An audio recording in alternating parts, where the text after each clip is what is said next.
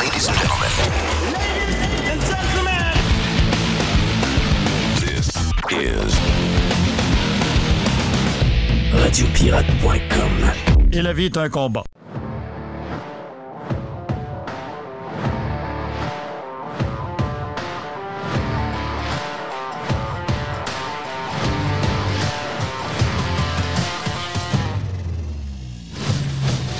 On va dire comme mon chum Hervé.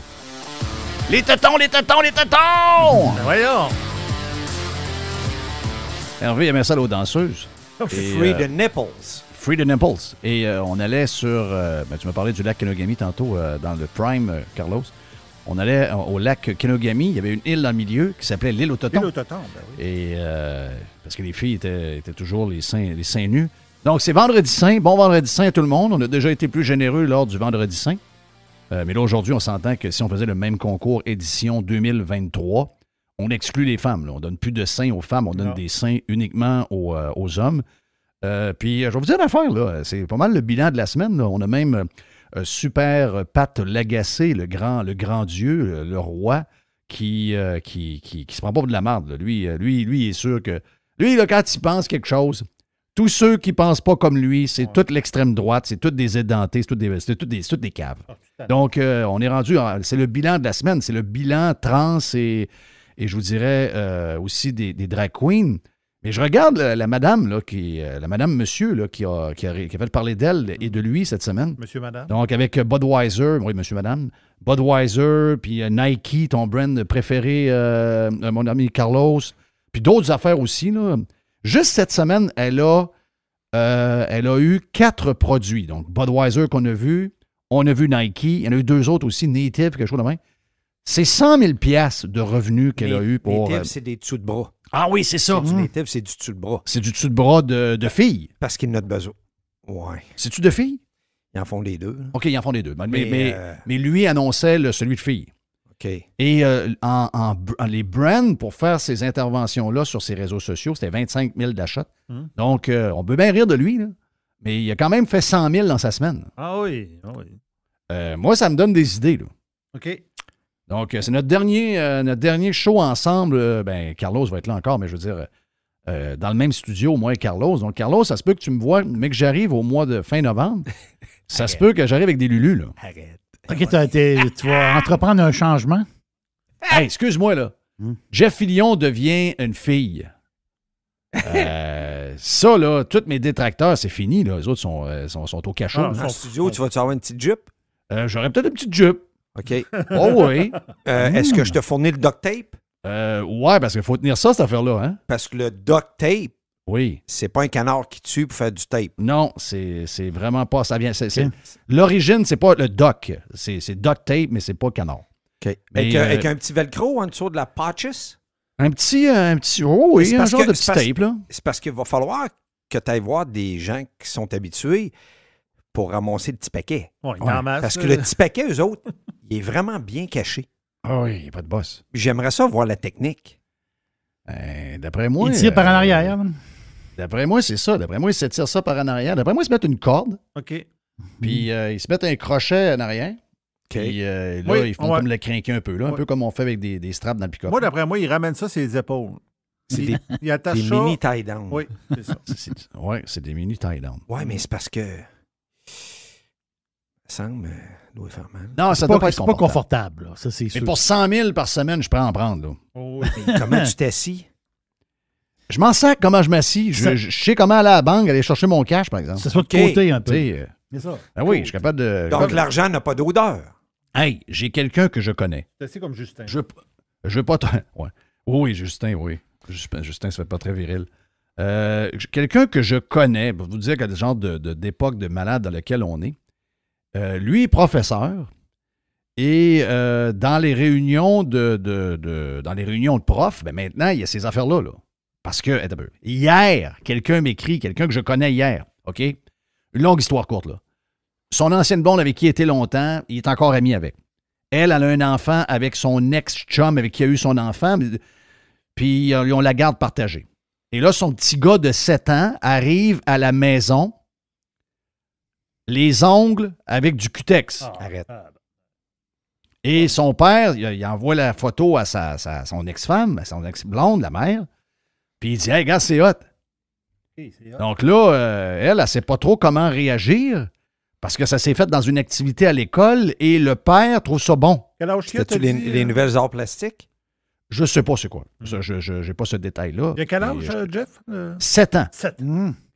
Et là, là, la mère qui parle avec le gars que je connais, qui est son ex-chum pendant longtemps, mais à qui elle n'est plus, mais qui est encore amie. Là, il dit, un peu, wow, ça marche pas cette affaire-là. Il dit, ça marche pas. Là, le kid, en plus, il essaie de convaincre sa mère.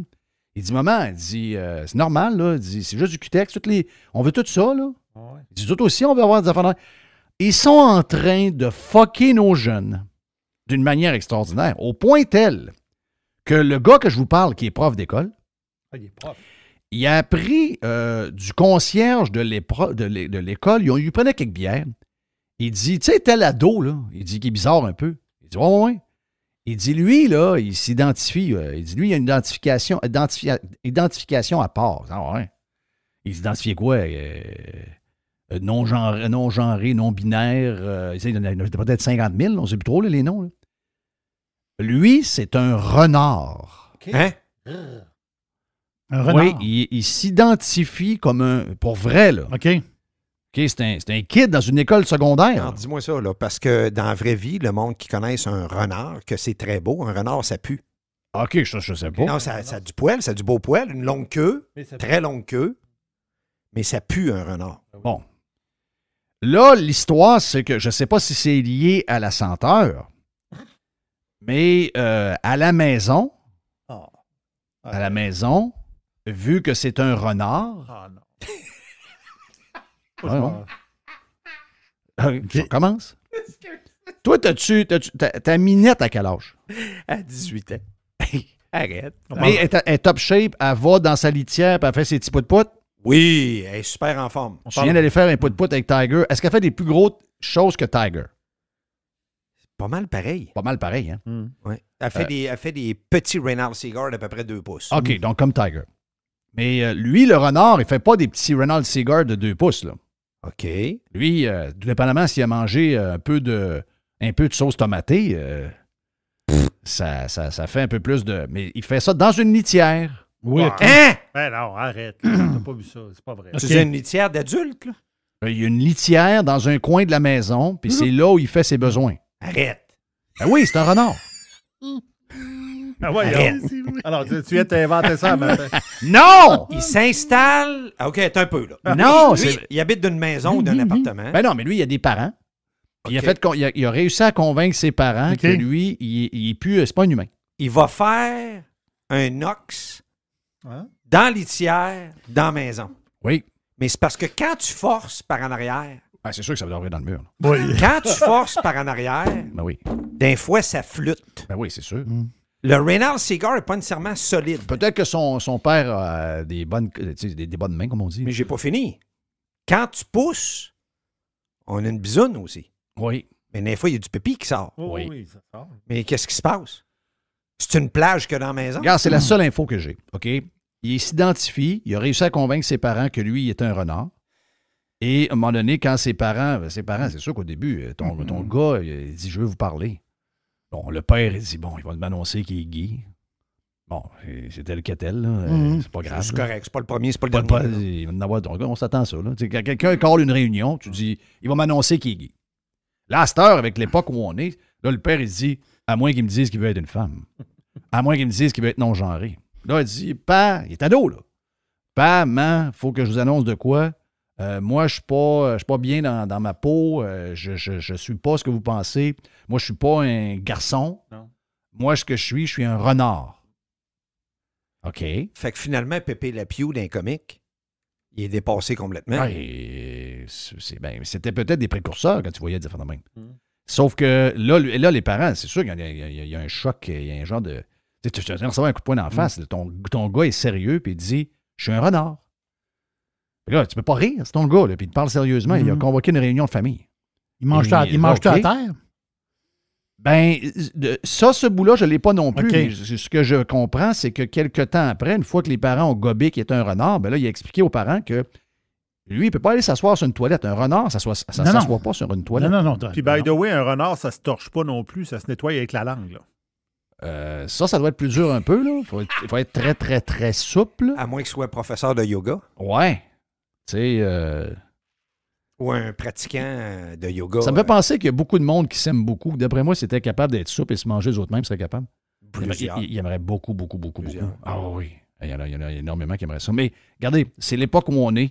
Il y a des gens qui se... C'est un peu spécial, là. C'est un peu spécial. Être un renard, quand même. Et ça veut dire qu'il y a un bol d'eau, ça, puis il y a un bol de peanuts à côté. Là. Ouais. Parce que moi, Minette, c'est un bol d'eau puis un bol de peanuts. Un renard, non, mais moi, il ne mangerait pas de peanuts. Moi, il ne mangerait pas de chips non plus. Moi, il mangerait de la charogne, parce qu'un renard, c'est un charognard.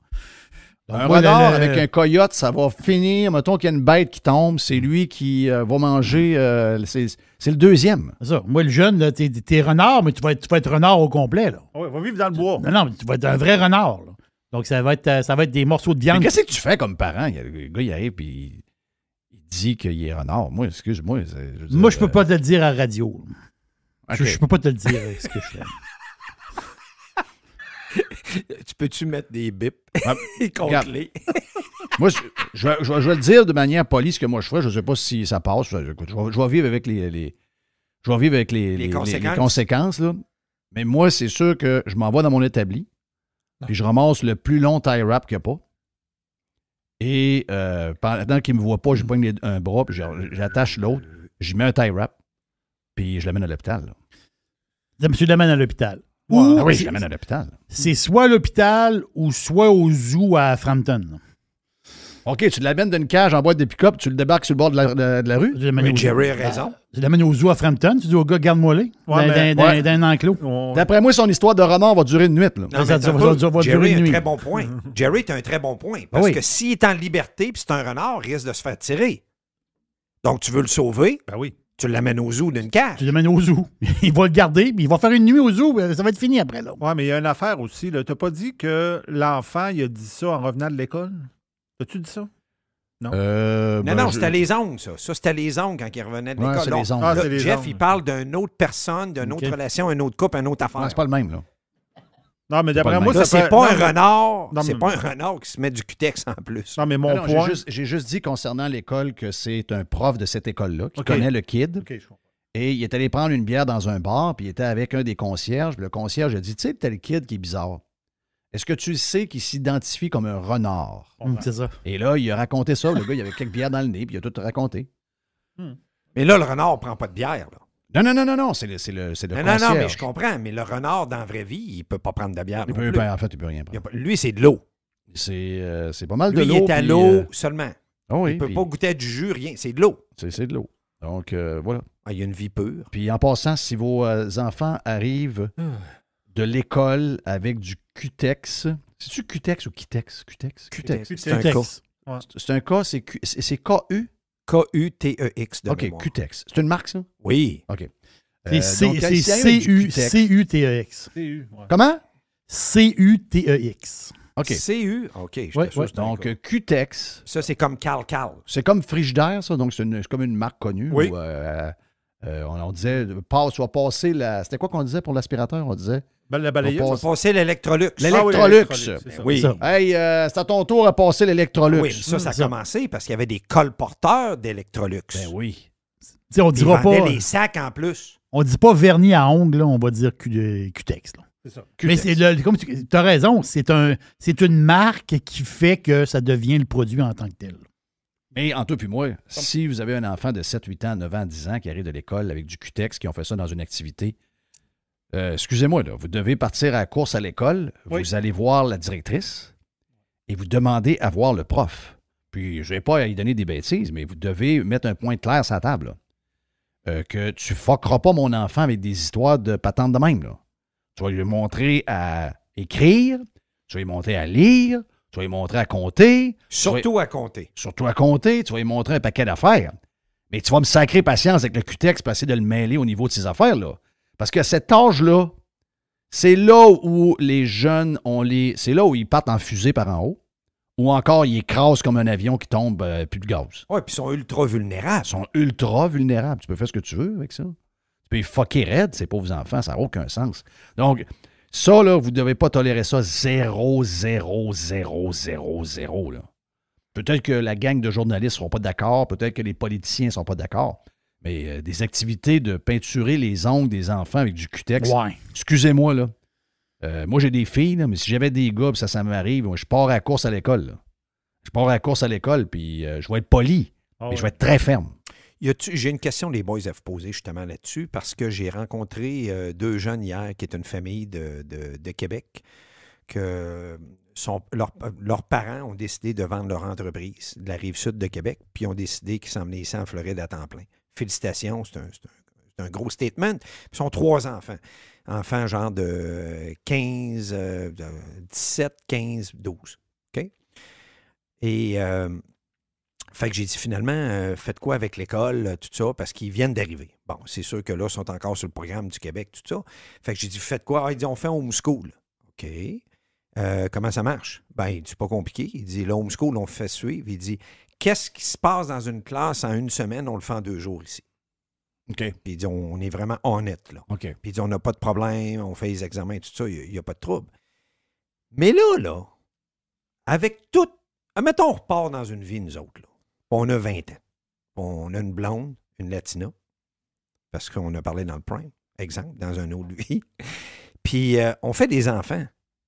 Avec tout ce qui se passe en ce moment, avec les commissions scolaires, le ci, le ça, les affaires,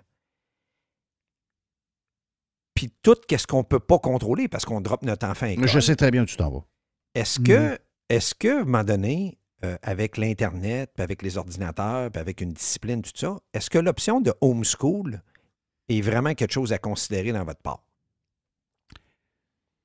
Écoute, moi, mes enfants sont à l'université, mais je connais mes enfants. Mes enfants, on en parle régulièrement. Encore cette semaine, ma fille Justine m'a écrit des affaires.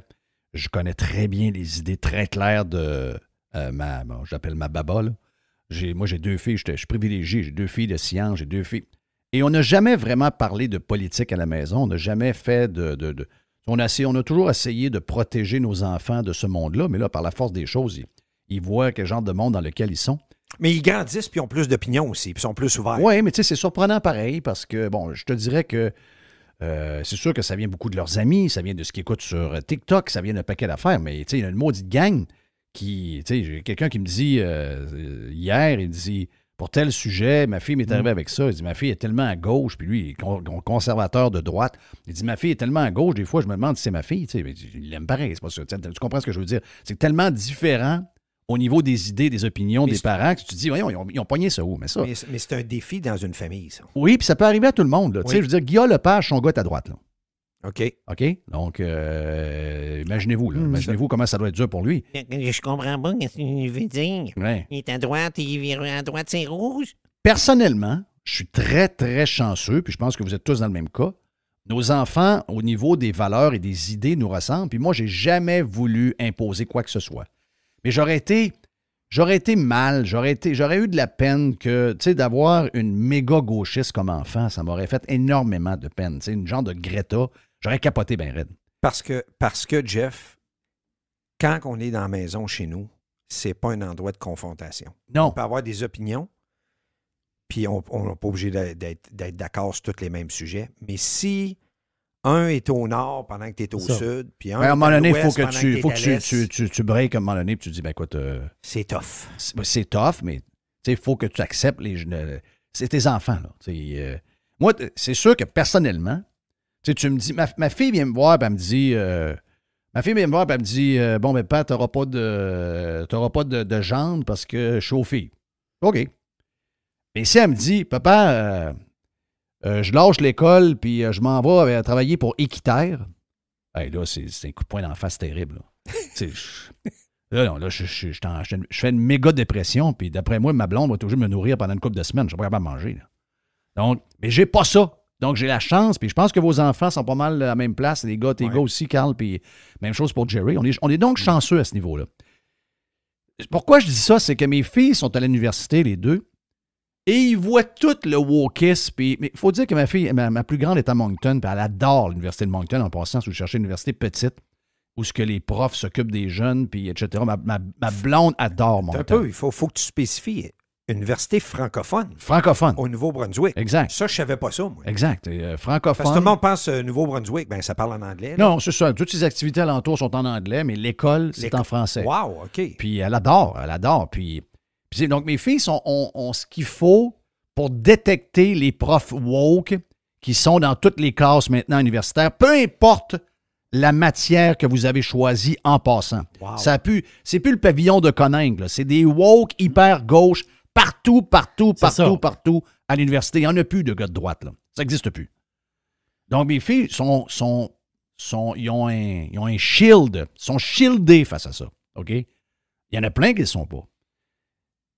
Mais, outre ça, la question que tu poses, c'est que si, mettons que j'ai à recommencer aujourd'hui dans l'époque où on est par rapport à mes filles, moi, je pense que les profs sont rendus tellement fous et folles à ce niveau-là, au niveau des valeurs puis tout ce qui essaie de rentrer dans les écoles, primaires, secondaires. Mais j'ai pas eu ça. On est allé à l'école Vision, ça a été extraordinaire. Les profs étaient écœurants.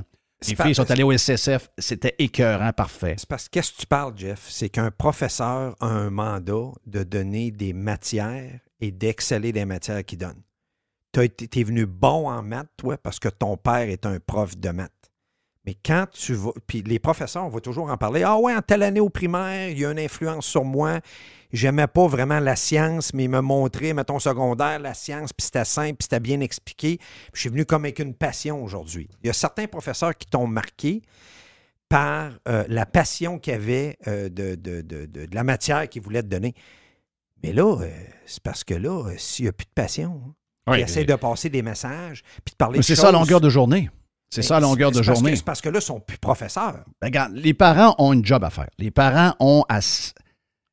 Vous devez savoir l'école où ils s'en vont. Tu sais, moi, comme je vous le dis, j'étais chanceux, on est privilégiés, on avait les moyens d'envoyer nos enfants à l'école Vision, on avait les moyens de les envoyer au SSF. 2 écoles que je recommande à tout le monde dans la région de Québec. OK? Mais ça, et là, plus ça avance, plus même ces écoles-là, un jour, vont être challengées. Moi qui ai été le plus grand défenseur, écoute, Jerry, tu m'écoutes depuis longtemps à Radio X, tu m'écoutais à la fin des années 90. Ben oui. Et j'ai toujours parlé qu'on allait devenir plus riche si notre peuple était éduqué, qu'on allait à l'université, etc. J'ai toujours dit ça, d'avoir une bonne technique pour avoir un bon métier. Les techniques, je le pense encore. Mais l'université, là, pour répondre à ta question finalement, là, Carl, là, je suis plus certain que c'est la place. Je suis pas certain. Je pense que l'école à la maison avec des cours universitaires à distance, sans contact avec des profs, c'est maintenant moins dangereux. Mettons que tu veux être avocat, tu veux être comptable agréé. Il y a des cours à distance qui se donnent, mais il y a d'autres cours que tu ne peux pas les avoir à distance. Je sais, il y a des choses que tu peux pas être médecin à distance. Non, tu peux pas. Tu peux pas. Donc, à part ces affaires-là... Parce qu'il y a plusieurs matières, qu'il y a des spécialités, il y a des apps, des ça, puis il y a des cours sur YouTube, des affaires. En plus, il y a des professeurs avec des cours sur YouTube des professeurs, vous comprenez? Là, tu choisis qu'est-ce que tu veux. Mais il y a des outils pour bien apprendre. Oui. Tu sais, avant, tu es obligé d'aller à l'école parce que le gars, supposément le gars ou la fille, tu as supposé vraiment te donner sa passion, te passer ça, puis te donner un exemple. Mais on n'avait pas d'Internet dans le temps. Non, là, on peut devenir... Je ne vous dis pas que vous pouvez devenir chirurgien par le web. Là. C'est pas ce que je dis. C'est pas ça. Mais tu peux devenir, tu sais, regarde... moi, j'ai une preuve de ça. Au niveau manuel, je fais plein d'affaires manuelles que je ne faisais pas avant parce que YouTube nous montre tout comment faire.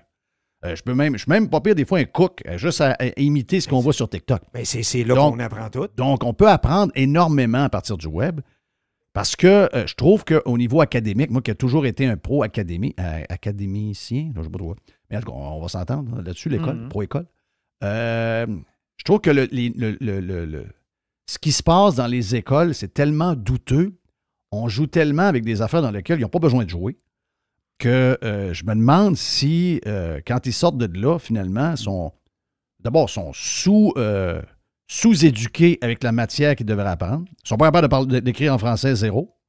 Mais ils savent toutes les patentes de climat, puis toutes les histoires de trans, puis toutes les affaires, puis sont complètement à gauche.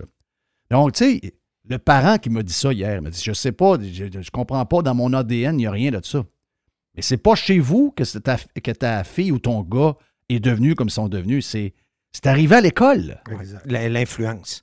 Des enfants, écoute, des enfants, là, c'est tellement facile à influencer. Là. Je veux dire, un enfant, c'est green à la base. Là. Je veux dire, c'est vert surtout. Souvent, ça va apprendre, ça va être drôle.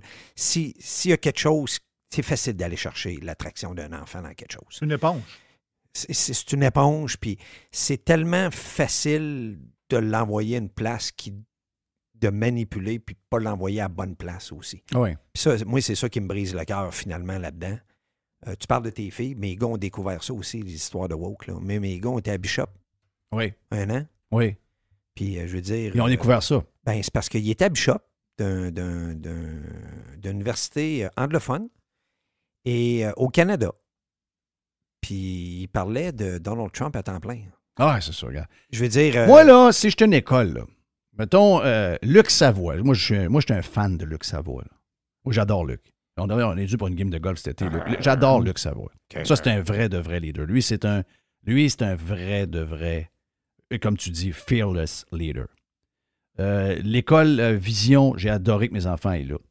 Mais moi, je pense que les écoles privées, semi-privées, incluant les universités, doivent nous dire maintenant qui elles sont. Oui. Êtes-vous woke ou pas woke?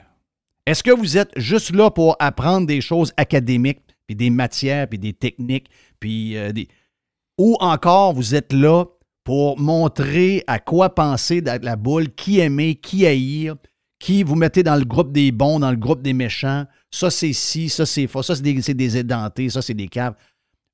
Je ne dis pas que les universités et les écoles n'ont pas le droit de le faire, mais ils devraient offrir aux parents, d'abord, on le sait, lequel l'est, donc il y a une étiquette. École woke, Oui. école secondaire woke, école secondaire non woke. Et les parents, après ça, décident où ils envoient leurs enfants. Voilà. OK? Ça, c'est la moindre des choses parce que ça commence à être épeurant d'envoyer les jeunes à l'école. Et moi, c'est pas moi qui dis ça, là. C'est des jeunes que je connais de 25-26 ans qui sortent de l'université qui me racontent qu'ils avaient la force d'être capable de le prendre, mais alentour d'eux, c'était pas ça, là. Du monde qui connaissait, qui se sont écrasés pendant l'université parce qu'ils se sont fait guider puis amenés à des places qui n'avaient jamais été avant, là. Et ils sont sortis de là, puis ils vont être de même jusqu'à la fin de leur jour. Donc, facile à manipuler, ça va être le même discours que les médias, c'est les mêmes affaires. Donc, moi, je ne demande pas à l'école de s'occuper des valeurs de mes enfants. Mais mes valeurs, c'est chez moi que ça se passe. C'est chez moi que ça se passe. L'école, pour moi, c'est académique, c'est sportif. Il y a un paquet d'affaires, mais c'est rien de ça. En tout cas, regarde, donc, c'est un très bon sujet. Très bon sujet. C'est parce que, Jeff, à un moment donné, le rôle d'un parent, c'est d'être présent. Le rôle d'un parent, c'est d'élever tes enfants. Tu ne les envoies pas à l'école pour que tes enfants se fassent élever à l'école. Tes filles, tes enfants, les enfants de Jerry et les miens, je veux dire, on leur a donné l'exemple. Puis comment apprendre à se faire une opinion et détecter des choses parce qu'ils ont des bonnes valeurs à la maison. Le problème souvent de parents, c'est qu'ils ne le font pas à la maison, puis ils envoient les enfants à l'école pour qu'ils se fassent élever par des professeurs. Oui, ça arrive. Ça, c'est. Il est là le bug. C'est un gros bug. Oui. Mais il y a plein de parents, comme je te dis, comme j'ai parlé hier, qu'eux autres à la maison, c'est comme chez nous et chez vous, là. Oui. Puis l'école a réussi à faire de ces gens-là du monde que les parents disent « Tabarouette, je ne sais pas qui ont pogné ça. » Mais ils ont pogné ça à l'école, ils sont là 8 heures par jour. Mais ton point est bon, c'est que exposez-vous avant, là. Dites-le d'avance. Mettez-vous. Ben, c'est trop rendu important. C'est parce qu'à un moment donné, regarde bien, je vais aller à l'extrême. Tu parles de ton affaire de woke, là, d'école de woke. Tu peux dire que tu vas t'afficher comme une école woke, mais peux-tu avant me prouver que ton prof de maths, c'est un vrai prof de maths, ton prof de français, c'est un vrai bon prof de français, ton prof de sciences, c'est un vrai prof de sciences, ton prof d'éducation physique, c'est un vrai prof d'éducation physique. Moi, je pense que les écoles pas woke vont faire ce que moi je demande depuis au moins 12 ans. Jerry, tu sais de quoi je parle? C'est-à-dire de mettre des caméras dans les classes avec accès aux parents pour voir qu'est-ce qui se dit dans les classes quand on veut y aller voir. Même chose quand le cours est terminé, qui est disponible dans le cloud. Donc, je peux aller voir. Mon fils, mettons, a manqué, ma fille a manqué un cours pour maladie ou pour une activité sportive, est capable de reprendre son cours à distance. Mais le parent qui a un password est capable d'aller voir le cours aussi. Et justement, de voir si le prof passe plus de temps à raconter des histoires de drapeau de la NHL que de montrer la matière de maths. Ouais. Et là, tu pourrais le voir. Ça, les caméras. C'est pour ça qu'ils n'en veulent pas de caméra dans les classes. C'est une des raisons pourquoi ils n'en veulent pas de caméra Ouais, dans puis les souvent, classes. c'est de la paresse. Là. Oui, Ils en veulent pas parce qu'ils ont peur de se faire juger parce qu'ils n'ont pas le contenu préparé pour la journée. Yann Sénéchal est stand-by, ici même sur Radio Pirate Live. Mon nom est Jeff Fillion avec Carlos de Punisher, Jerry et Mr. White. C'est vendredi saint, c'est congé pour beaucoup de monde. Beaucoup, oui. Nous autres, on n'est pas en congé. Mais on va l'être lundi, par exemple. Nous autres, on n'est pas en congé. Vendredi saint, on aime ça. Là. C'est une belle journée. Puis, on va avoir un beau week-end. Du chocolat en masse. Ça fait 40 jours qu'on ne mange pas de viande. Ça va être un gars. Je vous l'ai dit hier, on va manger un bœuf au complet en fin de semaine. Gros party. Ah, je l'attends. C'est vendredi quoi? C'est vendredi saint. Free the nipple. Free the nipples.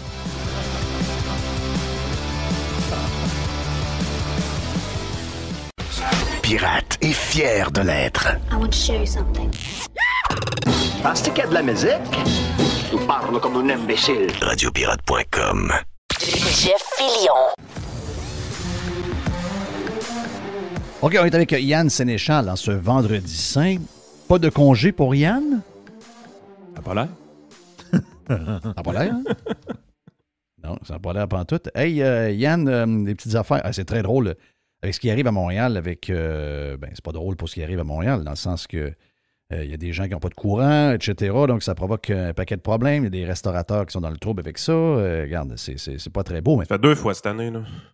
Mais de voir TVA Nouvelles commencer à amener les reporters dans les magasins pour acheter des génératrices au gaz, Ça, c'est bon, ça. ça, c'est drôle en tabarnache. Ah, ça, c'est très, très bon. Là, Là, tout d'un coup, le gaz... Tout d'un coup, le gaz, c'est pas pire. Hein? Ouais, le gaz était soudainement c'est essentiel. Oui! Non, mais non, là, c'est essentiel là. C'est pas bizarre. Ah, écoute, puis le discours de Sophie Brochu qui sort puis qui dit les changements climatiques, ça va faire en sorte qu'il va en avoir plus. Écoute, je suis prêt à dire que le verglas, c'est quand même assez exceptionnel. Là. Honnêtement, tu vois les arbres tomber puis tout ça. Ça, ce bout-là, je le comprends, mais ça reste que je reviens à la tempête du mois de décembre qu'on avait eu. T'as peu. On va juste régler une affaire là, pour le verglas. Là. C'est si tu me dis que à cause de nos chars, on va vivre un refroidissement de 1,5 degré sur 50 ans, puis le genre de la chose qu'on vient d'avoir là, ça veut dire qu'en début avril, à Montréal, pas à Bécomo, à Montréal, alors qu'il est supposé de faire 10 degrés, qu'il y a du verglas, puis il y a des tempêtes de neige partout alentour, si tu te sers des changements climatiques pour essayer de cacher ton incompétence et tu vas jusque-là, excuse-moi, là, t'es une méga joke, là. Il n'est pas supposé d'avoir de verglas au mois d'avril. Dans le scénario qu'on nous a... Puis arrêtez-moi, là, les histoires. Ouais, mais c'est les extrêmes, c'est ça, les changements climatiques. Mais non, c'est pas ça partout. C'est 1,5 degré de plus sur 50 ans. Il va faire plus chaud. Non, puis de toute façon, les changements climatiques, là, c'est quelque chose qui s'étudie sur une longue période de temps. C'est pas de l'anecdote, là. Christy, à un moment donné, il arrête pas de dire que quand il fait chaud, quand il fait froid plutôt, là, puis en hiver, puis tout ça, puis qu'on dit des affaires de même, il arrête pas de nous dire qu'on n'a pas rapport de dire qu'il n'y a pas de changement climatique, mettons. Mais de l'autre côté, eux autres, ils le font. Aussitôt qu'il y a quelque chose, qu'il y a un événement climatique de leur côté qui permettrait de camoufler de l'incompétence, ben, ils l'utilisent à tour de bras. Je veux dire, à un moment donné, là, les études sur les changements climatiques, là, des affaires qui sont sur des très, très longues périodes de temps, même un hiver différent des autres, c'est pas une preuve de rien, les amis. Il n'y a rien de scientifique dans ce que vous dites là. Mais on se sert de cette excuse-là maintenant pour tout. Je veux dire, c'est rendu pathétique. Là.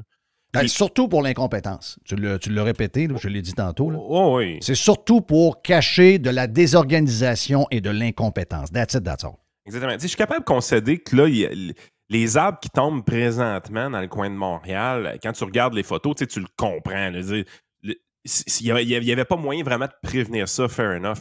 Par contre, on les a eus, les articles comme de quoi qu'il y avait vraiment beaucoup plus de panne qu'avant, qu'il n'y avait vraiment pas un bon entretien du réseau, qu'il n'y avait pas d'élagage qui était fait près des fils. Voilà. Fait que, tu sais, à un moment donné, tu es là, tu dis, crime, là, vous allez arrêter de sortir les changements climatiques pour tout, là. C'est cette question-là que vous allez nous adresser éventuellement. Pourquoi il y a plus de panne qu'avant? Où est-ce qu'elle va l'argent? Puis pourquoi il n'y a pas plus d'élagage que ça près des fils? Tu sais, il y a des gens, là, présentement, qui sont spécialisés, qui ont toutes les compétences pour faire cet élagage-là, puis on les utilise pas. Puis, lâchez-moi Hydro-Québec. Là, donnez ça à contrat. Il y en a des compagnies privées que c'est leur spécialité de faire ces affaires-là. Là. Fait qu'à un moment donné, moi, je connais quelqu'un qui a une compagnie. Ses contrats ont coupé énormément dans les dernières années. Ben, exactement. Et ça explique beaucoup d'histoires de panne. C'est que, tu l'as dit, il y en a moins. Il y a moins d'entretien, donc il y a moins de coupes, de branches. Puis ils sont plus en danger si jamais il y a des grands vents ou encore il y a du verglas. Ils ne le font plus. Ils ne font plus parce que je ne sais pas où va l'argent. C'est pas parce qu'ils ont un manque d'argent. Ils ont du cash comme ils n'en ont jamais eu. Je sais que le gouvernement demande des profits records pour Hydro-Québec pour dépenser ailleurs, mais ils ne le font pas, là. Puis ils ne veulent pas investir dans des... Tu sais, en pleine ville, de décider d'enfouir les fils. Fitzgibbon dit que ça coûterait 100 milliards le faire à grandeur du Québec. Ils ne veulent pas le faire. Ben là, je veux dire, équipez-vous. Ils ne sont même plus capables d'avoir des équipes à Montréal. Les monteurs de ligne ne veulent plus demeurer à Montréal, donc... En principe, ils sont en danger parce qu'il manque d'équipes régulières à Montréal quand il y a des pannes. Montréal, les gens ne veulent plus vivre à Montréal. Ça veut dire quoi, ça, les gens ne veulent plus vivre à Montréal? Tu vois ce qui se passe? Écoute, j'avais l'histoire de quelqu'un qui me disait que lui, de son côté, il pouvait travailler à Laval, à Mirabel ou à Montréal. Son boss lui donnait carrément le choix des trois. Pour aller s'établir. Puis évidemment, il dit, par contre, tu as un salaire différent entre les trois. C'était comme 20 000 de plus aller à Laval versus Mirabel, puis 50 000 de plus aller à Montréal. Il restait à Mirabel. Il a dit, fuck that shit. Il dit, ça vaut pas 50 000 aller vivre à Montréal. Et écoutez, boys, dans le coin de chez nous, l'année passée, Yann, dans le coin de chez nous, dans le coin de Vero Beach, là, c'est le coin que je suis, on a eu un ouragan qui a passé, un ouragan de force 1. Force 1, c'est... Ben, c'est celui de l'ouest à force 5 qui a traversé puis qui a diminué, mais c'était le même ouragan. Non, on a eu un autre après. OK, vous en avez un autre oui, après. on a eu la deuxième ouragan que là, il a passé chez nous. Mais, depuis que je suis dans ce coin-là, ça fait une couple d'années, ça fait 2 ans que je vois FPL qui engage des compagnies privées qui font que dégager les arbres des fils puis nettoyer en dessous, par-dessus, tout le temps avec la grue. C'est pas compliqué. Moi, je suis un gars qui fait du jogging, là, OK? Tous les jours, je suis dehors ou je prends des marches. Les gars, ça fait 2 ans qu'ils sont dans notre coin. Là, ils ont fini.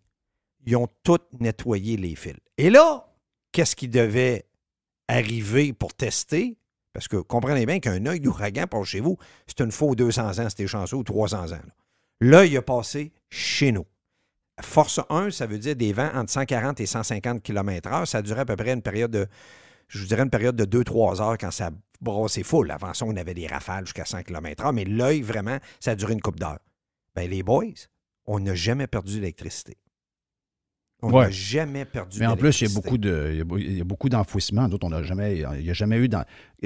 Jerry a de l'enfouissement dans son quartier. Oui. Je ne sais pas, toi, Yann, si tu en as dans le quartier, mais c'est très, très rare. Parce que le quartier à Jerry, c'est très rare. Là. J'ai pas un fil. Moi, chez nous, il n'y a pas un fil. Non, mais c'est pas un gros quartier, c'est un petit quartier. Mais quand ils ont bâti le quartier, c'est vrai que c'est des petites maisons, c'est des petites peignes de lait. Là. C'est des petites maisons collées, des petits terrains, puis tout ça. Mais quand même, ils ont eu l'intelligence de poser ça en dessous. Puis c'est extraordinaire. Oui, mais je comprends que ça coûte cher. Là.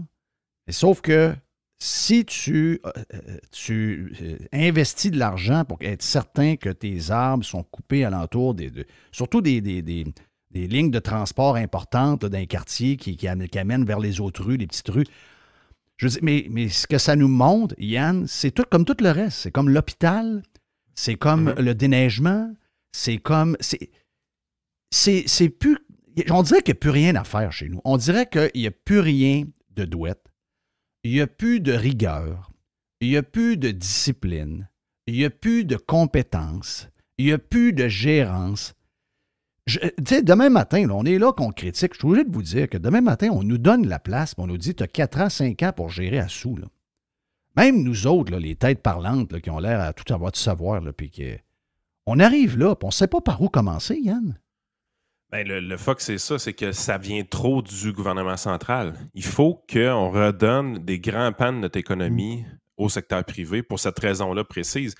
Le problème qu'on a, là, les Québécois, je pense, c'est qu'à toutes les fois, on se dit, ouais, si on avait juste une meilleure équipe en place, si on avait juste des meilleurs gestionnaires en place, un peu comme Christian Dubé, je vais vous mettre des top guns, vous allez voir, ça va bien aller. Ben, à un moment donné, ce mythe-là, va falloir le briser une fois pour toutes. c'est pas qu'on manque de compétences dans la fonction publique, c'est pas qu'on manque de créativité ou qu'on manque de Top Gun dans nos mandarins de l'État. C'est qu'il n'y a plus d'imputabilité à cause que c'est trop gros. Il n'y a pas de concurrence, donc ça amène des comportements de monopole. Puis tout ça, honnêtement, c'est des choses qu'on aurait pu prédire qui allaient arriver il y a 40 ans quand on a vu les Québécois établir des monopoles publics dans des grands pans de leur vie. Tu sais, que ce soit la santé, l'éducation, les garderies. Puis tu regardes, un justement que je viens de nommer, qui est l'éducation, c'est peut-être un des moins pires de la gang parce que lui, il y a un peu de concurrence. Tantôt, tu parlais du SSF, ce que tu aimais de cette école-là, qui avait amené un certain dynamisme, qui est un peu un rempart contre certaines dérives. Ben, c'est ces écoles-là, privées, mixées au travers des écoles publiques, qui permettent que ce soit l'éducation un des secteurs moins pires que les autres. Parce que c'est pas catastrophique en éducation comme c'est catastrophique en santé. Fait que tu sais, un jour, je ne sais pas ce que ça va prendre aux Québécois pour qu'ils perdent confiance en l'État, mais cette perte de confiance-là n'est pas encore arrivée, malgré les déboires gigantesques dans toutes sortes d'aspects de leur vie. C'est-tu de l'ignorance? C'est-tu du manque de compréhension? C'est-tu une confiance aveugle? J'en ai aucune espèce d'idée, mais une chose qui est sûre, c'est que quand tu es dans un système centralisateur où est-ce que les gens dépendent du gouvernement pour autant d'aspects de leur vie, c'est qu'ils n'ont plus confiance dans le secteur privé. Ils voient les profits comme étant quelque chose de grave, de quelque chose de poche, la compétition comme étant quelque chose qu'il faut briser, le capitalisme sauvage comme étant quelque chose de malsain, alors qu'en réalité, se battre pour un client, ça implique d'augmenter sa satisfaction. Là. Puis les Québécois sont plus habitués de voir des gens se battre pour leur satisfaction. Mais tu sais, ici, là, la seule chose que les politicos... Tout le monde le sait, tout le monde qui a une maison le sait. Okay? À un moment donné, il y a de l'entretien à faire quand tu as une maison. Hein? C'est normal. Moi, un jeune qui part, là, puis deux jeunes, ils ont 30 ans, là, puis c'est leur première maison. Quand tu es plus vieux, là, tu te dis, ben, garde-toi un peu d'argent, mets un peu d'argent de côté pour l'entretien. À un moment donné, ça prend comme de l'entretien, ta maison. Ça, c'est la normalité des choses. Ici, là, l'entretien, là, le gouvernement l'entretien, c'est encore lisse. La seule chose qu'ils entretiennent, c'est le Parlement. Le Parlement, ils vont le repeindre, ils vont refaire des salles, ils vont le trimer en esti, le Parlement. Mais tout ce qui est gouvernemental est non entretenu. Là. Les écoles, les hôpitaux, tout est en lambeaux. Hey, les bâtisses qui sont en train de lever là, pour les vieux, là, c'est flambant neuf. Là. Flambant neuf. Ah, ça, dans 2 ans, c'est vieux comme si ça avait 25 ans. On s'en reparle dans 20 ans. Les bâtisses qui bâtissent là, ils les montent là pour mettre des vieux dedans. Dans 20 ans, ces bâtisses-là vont être finies. Il va y avoir zéro entretien là-dessus. Là. Zéro il n'y a entretien. aucun gain politique à l'entretien. Seules fois... Regardez les nouvelles, quand on parle justement d'infrastructures publiques, les seules choses qu'on parle, c'est les nouveaux projets. Une nouvelle route à tel endroit, un nouveau viaduc, un nouveau pont, un nouveau tunnel, un nouveau tramway, un nouveau transport collectif. Nouveau. Puis on essaie d'innover, là, on met les buzzwords. Là. Ah, il va y avoir de l'électricité là-dedans. Hey, de l'hydrogène vert, vous allez voir, ça va être fantastique. Là, c'est vraiment, là, c'est buzzword par-dessus buzzword. Ils essaient d'être en avant de la parade. Ils essayent de montrer qu'ils sont réellement des innovateurs. Alors qu'en réalité, tu grattes un peu puis tu dis, OK, on va enlever l'écran de fumée que vous venez de faire, puis on va juste regarder l'état des infrastructures que vous avez gérées les 50 dernières années. Puis tu dis, je pense que vous n'êtes pas compétent pour le faire. Il a fallu qu'un viaduc crisse le camp pour qu'il fasse le tour des viaducs au Québec. Non, c'est dangereux. À Beauport, là... Non, c'est des astites dangereux. C'est dangereux. À Beauport, Christophe, là, quand vous prenez l'autoroute 40, là, OK, puis tu t'en vas vers l'île d'Orléans, là, mais le viaduc qu'il y a là, quand ils l'ont checké, là, l'alerte a parti parce qu'il allait calisser le camp comme l'autre à Montréal. Là. Ils l'ont réparé tout de suite. C'est un des premiers qui ont réparé. Il allait calisser le camp. Ici, l'entretien n'existe pas nulle part. Tout le monde riait de moi quand je revenais de voyage, puis je disais, ce que vous voyez sur le bord des autoroutes, le chien dent qui embarque sur l'asphalte, là. Ouais. Ça, là, le monde, là, Jeff, tu exagères. J'exagère pas. Si tu es en pleine ville puis tu n'es pas capable de passer à la tondeuse puis le weed eater, ça veut dire que partout, ce qu'on voit pas, ça doit être dégueulasse. Parce que c'est ton... Si tu n'as pas d'orgueil puis tu n'as pas de tu sais, tu dis, hey, moi, je suis quelqu'un de... Tu sais, je suis fier pète un peu, puis quand les gens arrivent dans ma place, je veux que ça soit beau. Des fois, tu peux cacher des affaires quelque part, mais c'est souvent tu sais, c'est comme un terrain de maison. Si le terrain est abandonné, en dedans, ça n'a pas de chance que ce soit bien propre. Là. Habituellement, les deux vont ensemble. Ben, c'est là qu'on est rendu aujourd'hui. Là. On est rendu que, finalement, on s'est rendu compte que tout est délabré. C'est ça. On se demandait comment on allait rentrer dans le mur. On est dans le mur, on est rentré dedans. Tout s'écroule en même temps. Là. Les mondages là, ben, ça fait partie de l'entretien. Parce que tes fils, tu as des poteaux puis tu as des fils. Après ça, les arbres poussent. Là, ça fait partie de l'entretien normal du réseau. Oui, mais Jerry, pire que ça, c'est que toi, tu es un payeur. Un payeur, tu peux avoir du service continu. C'est leur job de te donner un service continu. Donc, si tu veux avoir de l'électricité chez vous, ben nettoie. Oui, mais c'est... Hey, je change de sujet complètement, Yann. Je m'en vais vers l'économie. Ce matin, je n'ai pas vu le Canada, mais j'ai vu les chiffres américains. Encore une fois, un autre 250 000 jobs. On attend encore la coupe d'emplois. En tout cas, du moins, un genre de tendance qui nous montre que, hop, ils n'ont pas créé d'emplois ce mois-ci. Hop, le mois d'après non plus. Hop, ils ont perdu 100 000 jobs. Hop, ils ont perdu 250 000. Parce qu'habituellement, à nos yeux, une récession économique, ça se traduit surtout par des pertes d'emplois. Là, on en plein toutes sortes d'histoires. Tel bureau a fermé telle affaire. Mais là, finalement, dans le taux de chômage, qui a encore baissé à 3,4 Donc, je ne sais pas. C'est là, insignifiant comme taux de chômage. 3,4, 3,2, 3,7. Ça ne change plus rien. Ça ne change plus rien. Et c'est problématique. Là. Plein de monde que je parle ici, là, c'est l'enfer. Là. Ils ont les mêmes problèmes que chez nous. Ils ont de l'immigration à pocheter, mais regarde, ils ne sont pas capables de combler les postes. Mais là, si je me fie à Charlie Bilello, qu'on aime bien sur Twitter, là, la rumeur qui court parce que là, on regarde l'inflation et on dit, hop, l'inflation est sous contrôle. Je ne sais pas ce qu'il voit ça, là, mais l'inflation est sous contrôle. Parfait. Donc là, la Fed ferait une pause dans un mois, il y aurait une pause. OK? Donc, pas d'augmentation de taux, il y a une pause. 14 juin, une pause. 26 juillet 2023, une coupe de 25 20 septembre 2023, un autre 25 1er novembre 2023, une pause. 13 décembre, une baisse de 25 et en décembre 2024, on serait légèrement en bas de 3 pour le taux directeur aux États-Unis. Est-ce que ces prédictions-là sont les bonnes? Si on s'en va vers ça, qu'est-ce que ça veut dire? Dans les décisions que les ménages ont à prendre sur leur hypothèque de maison, etc., est-ce que ça a un impact? Qu'est-ce que ça montre, ce qu'on entend dans le marché? En tout cas, c'est ce que le marché s'attend. OK? Je ne vous dis pas que c'est ça qui va arriver, mais c'est ce que le marché s'attend. Il y a beaucoup de wishful thinking là-dessus parce que ce qui fait mal présentement, oui, c'est les taux d'intérêt élevés.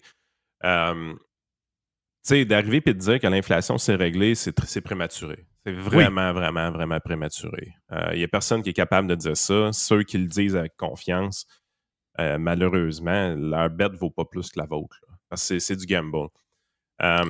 L'affaire, c'est que qu'on aille en pause avec les taux d'intérêt, je ne suis pas en désaccord avec ça parce que là, on a vraiment donné un bon électrochoc.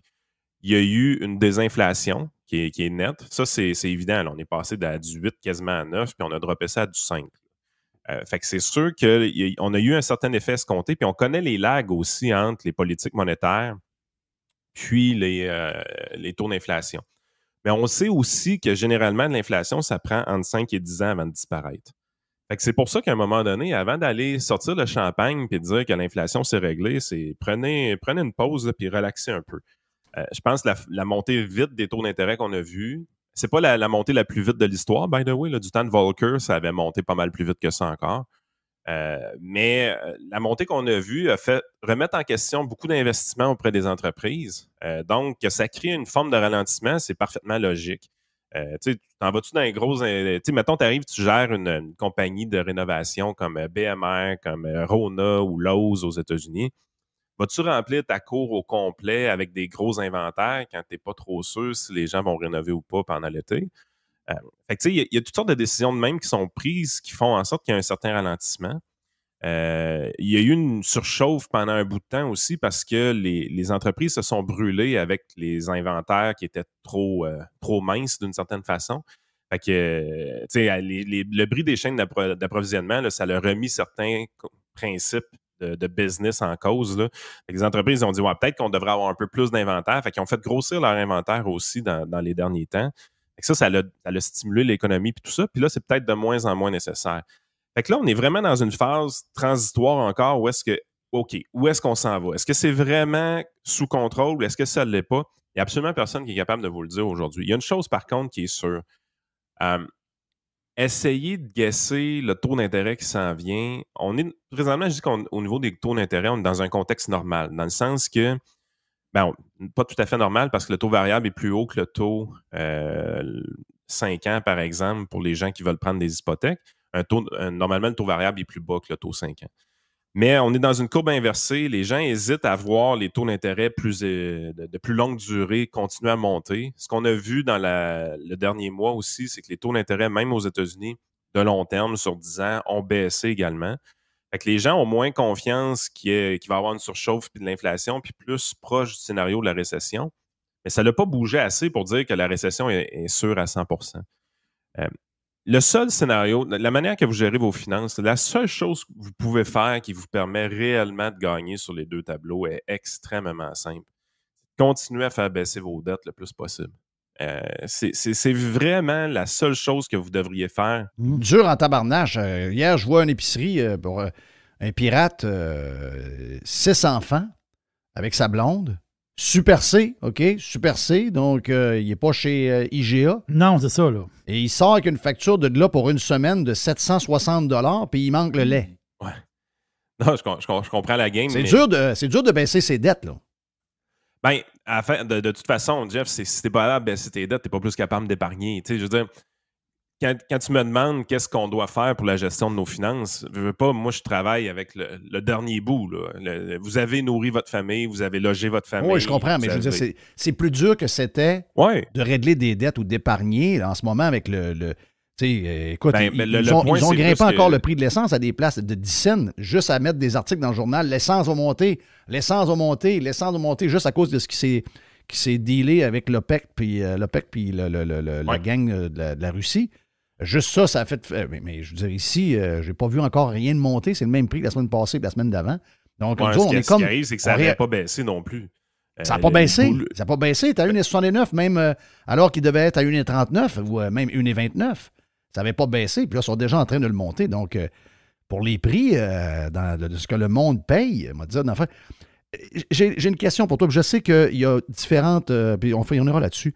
Il y a différentes places aux États-Unis où il y a, dépendamment comment ça se passe, c'est dur de faire du mur à mur. Je veux juste finir le petit point que j'avais, c'était quand je te disais, oui, c'est vrai que c'est plus difficile de payer des dettes, mais ça reste que si votre choix est entre épargner puis payer des dettes, présentement, c'est souvent mieux de payer des dettes. Là. OK, oui. Ce point-là, ça fait plusieurs fois que tu le dis, puis effectivement, ça, c'est probablement la meilleure affaire parce que t'es mieux d'avoir moins d'emprunts puis moins d'endettement puis de payer moins d'intérêts parce que probablement que c'est ce qui étrangle beaucoup de monde. Il y a encore une possibilité que, écoute, mettons qu'il arrive là, puis il se ramasse dans une situation, ils prennent une pause au niveau des taux d'intérêt, puis l'inflation se met à réaccélérer.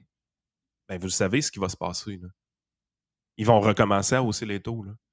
Oui. C'est pour ça qu'à un moment donné, il ne faut pas arriver et faire la gaffe de dire « Ah, OK, c'est fini, là, les taux d'intérêt qui montent, là, on peut recommencer à emprunter, il n'y a pas de problème. » Faites pas cette gaffe-là. Ça peut vraiment vous tirer dans le pied de prendre ce genre de décision-là. Ce qu'on voit en ce moment avec l'augmentation des taux, il y a des affaires qu'on perçoit. Là. En tout cas, c'est ce que je vois vite. Là. Il y a des endroits qui sont plus touchés par l'augmentation des taux que d'autres endroits. Et quand je regarde aux États-Unis, parce qu'au Canada, je pense qu'au Canada, c'est pas mal pareil. Là, puis il y a peut-être l'Alberta qui est à part. Je vous dirais que c'est vers ça que je m'en vais comme thinking. Et aux États, quand tu regardes les endroits où ça va, il y a un petit ralentissement un peu partout. Il y a des endroits où il y a un plus gros ralentissement. Mais l'endroit où ce que je vois, où il y a le moins de ralentissement, et c'est quasiment business as usual, puis moi, je magasine de ce temps-là des maisons, puis hier, je suis allé visiter une compagnie de piscine. Donc, je pose des questions, pas juste pour moi, aussi pour des affaires que je veux savoir pour vous en parler. Et il y a des coins où ça n'a pas baissé encore. Malgré l'augmentation des taux, la demande est aussi forte, la construction neuve est aussi forte, les piscines, c'est aussi fort, ça n'a pas diminué. Il y a des endroits où ça a diminué, par contre. Au Québec, ça a énormément diminué. Je parle avec beaucoup de monde dans le milieu de la construction, milieu des matériaux. C'est du 50 % par rapport à l'année passée, là, de baisse. OK? En fait, c'est carrément la moitié qu'il y avait l'année passée de ventes. Tu parles du nombre de transactions immobilières, dans le fond, hein, Jeff? Non, juste de construction, d'activité économique, pas d'échange de ce qui est déjà bâti, vraiment d'activité économique. En ce moment, Québec et Montréal... Ouais, ça, j'ai le même input pas mal des camionneurs aussi. Ceux-là qui... Ouais, je sais que les camionneurs en parlent aussi, c'est ça. Mais Québec et Montréal semblent très touchés par les taux en ce moment. Tous les États très démocrates à gauche sont énormément touchés à la grandeur de l'Amérique du Nord par ce qui se passe. Et les endroits Texas, Floride, bon, il y a peut-être une couple d'exceptions, là, Nevada, Arizona, qui sont démocrates puis qui sont encore en vie. Mais le reste, là, on dirait que ces taux-là et l'inflation qu'on a en ce moment pénalisent les gros gouvernements avec les gros impôts, les grosses taxes, les grosses patentes. Est-ce que je rêve? Ben, écoute, ça peut être une raison. L'autre raison qui est assez évidente, en tout cas du moins aux États-Unis, c'est que, tu sais, on dit qu'il n'y a pas de récession encore ou le taux de chômage est relativement bas, mais les coupes d'emploi, par contre, il faut être conscient qu'ils sont très concentrés dans le secteur technologique quand même. Fait que ça, c'est sûr que pour un État comme la Californie, ça ne se passe pas de la même façon comme un État au Texas où est-ce que c'est le contraire, c'est que le prix du baril de pétrole est revenu à un taux pas mal plus intéressant. Donc, il y a pas mal plus de chantiers qui ont été rouverts pour faire de l'extraction pétrolière. C'est un peu la même chose au Canada. L'Alberta a repris vie grâce à un baril à 80$. Oui. Avant réellement que le baril dépasse le 60$, c'était pas mal plus difficile pour les Albertains au niveau de l'emploi. Fait que je pense qu'il y a un aspect qui est circonstanciel de par le type d'économie à tous les endroits. Je pense qu'au Québec, ce qui arrive, ce qui est particulier, c'est que dans les derniers mois, dernières années, les emplois étaient surtout créés dans le secteur public. Je veux dire, le gouvernement de la CAQ, c'est un des gouvernements qui a créé le plus d'emplois dans le secteur public. Là. En fait, c'est une putain de catastrophe considérant qu'il avait promis de couper 5000 emplois en 2018 quand ils se sont fait élire. Fait que ça a fait en sorte que les gens se sentent assez confortables, se sentent quand même assez padés au niveau de l'État, probablement. Mais de l'autre côté, leur salaire a stagné beaucoup parce que il n'y a pas de hausse de salaire présentement au niveau de l'État. Les gars de construction, c'est un peu la même chose. Là. La convention collective, ils l'ont négociée assez récemment. Je pense qu'on me disait qu'elle renouvelait soit 2024-2025, mais ils se contentent d'augmentation de salaire un peu ridicule présentement. Fait que t'as vraiment le secteur. Ouais, mais là, les gars de construction, je suis désolé, là, mais ils ne peuvent plus monter de salaire. Là. Mais ils peuvent plus. Parce qu'ils ne peuvent plus. Là. Je suis désolé pour eux autres, là, mais qu'ils s'arrangent entre eux autres l'argent qui est déjà là parce qu'ils arrêtent d'en donner à toutes sortes d'organisations. Il faut qu'ils en gardent dans leur poche parce que là, le client ne peut pas payer plus. Là. Le client ne peut pas payer 120$ plus taxes, plus TPS, TVQ là, pour avoir un gars de construction dans la maison. Sinon, le bungalow va coûter $1 million. Là. C'est pour ça que s'ils veulent avoir des augmentations de salaire dans le futur, la solution, c'est qu'il va falloir qu'ils la déréglementent leur industrie. Là. C'est ça. Les 31 quarts de métier, ça n'a pas de bon sens. De la manière que c'est rigide sur le marché du travail. Ben, tout l'argent qu'ils donnent à toutes sortes de patentes aussi, là. Ils en donnent de l'argent, aux autres-là. Là. Ben oui. C'est sur leur paye, quand tu vois, eux autres, au-delà de l'impôt, là, la patente de ci, la CCQ, la syndicat, sacrément, il leur reste quasiment plus rien. Mais c'est plus là qu'il faut qu'ils aillent chercher leur argent. Parce que s'ils demandent aux clients de payer plus cher, que ce soit dans le commercial, dans l'institutionnel ou encore dans le résidentiel, oubliez ça, là. Ils vont tuer. Ils vont tout simplement scier la planche sur laquelle ils sont assis, puis ils vont tomber sur le cul, là. C'est ça qui va arriver, là. Oui, puis oublie pas une chose aussi, tu sais, quand tu parles à des gens qui font de la rénovation au Québec, par exemple, ils vont te dire à peu près toute la même affaire. Écoute, tel genre de job, je vais biller 1200 heures à mon client. Mais sérieusement, si j'avais des employés qui étaient un peu plus productifs ou qui crossaient un peu moins le système ou encore qui auraient moins de corps de métier, je pourrais faire la même job en bilant 800 ou 900 heures au client. Là. Probablement. Hey, le temps passe vite. Je te mets dehors. Okay. Sinon, on pourrait jaser pendant 1 heure. Mais hey, merci d'avoir été là en plein vendredi, en plein congé pour plusieurs. Donc, toujours étais-tu en podcast aujourd'hui aussi de ton bord? Non, ben je me suis rendu compte qu'il faut que je fasse attention comme employeur des fois aussi. Puis j'avais oublié qu'il y avait des congés avec Frank. Fait quand il jasait hier, je disais hey, check, prends donc congé. Là. c'est juste dans mon monde à moi là, qu'il n'y a pas de congé férié. Le tien, tu peux prendre congé. Bon week-end avec la gang, bon week-end de Pâques. Puis on se reparle dans la prochaine semaine. On est off lundi, nous autres de notre côté. Donc on se reparle la semaine prochaine. Yes. Thank you, man. Yann Sénéchal, votre conseiller.net et podcast également avec Frank. On vient, on a un bout de boîte, on a un bout de poubelle, on jase avec Jerry l'aubergiste et également Carlos the Punisher puis Mr. White.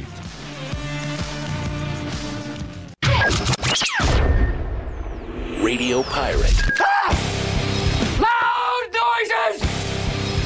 Radio Pirate. I love it. Radiopirate.com. Radio Pirate. Oui, bonjour. Je voudrais commander une pizza, s'il vous plaît. La boîte.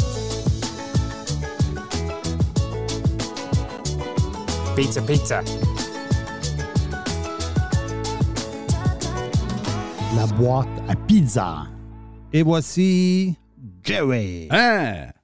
Jerry. Hey, tantôt, là, on parle dans le prochain le dernier bloc. Je vais vous parler dans mes histoires de mon chum Richard Martel. Oui. Qui est dans l'actualité aujourd'hui, puis on essaye de canceller Richard Martel, le politicien conservateur. Bon, c'est ça l'histoire, là. Et on utilise des anciens joueurs qui ont eu de la pépine parce que Richard disait aux joueurs de donner une petite claque dans le dos, le numéro 11 de l'autre bord va le chercher, bats-toi avec. Hey, on n'a jamais vu ça dans l'histoire du hockey. Ça mérite d'être cancellé, cette affaire-là. Bobby Nadeau. Non, c'est incroyable, c'est incroyable.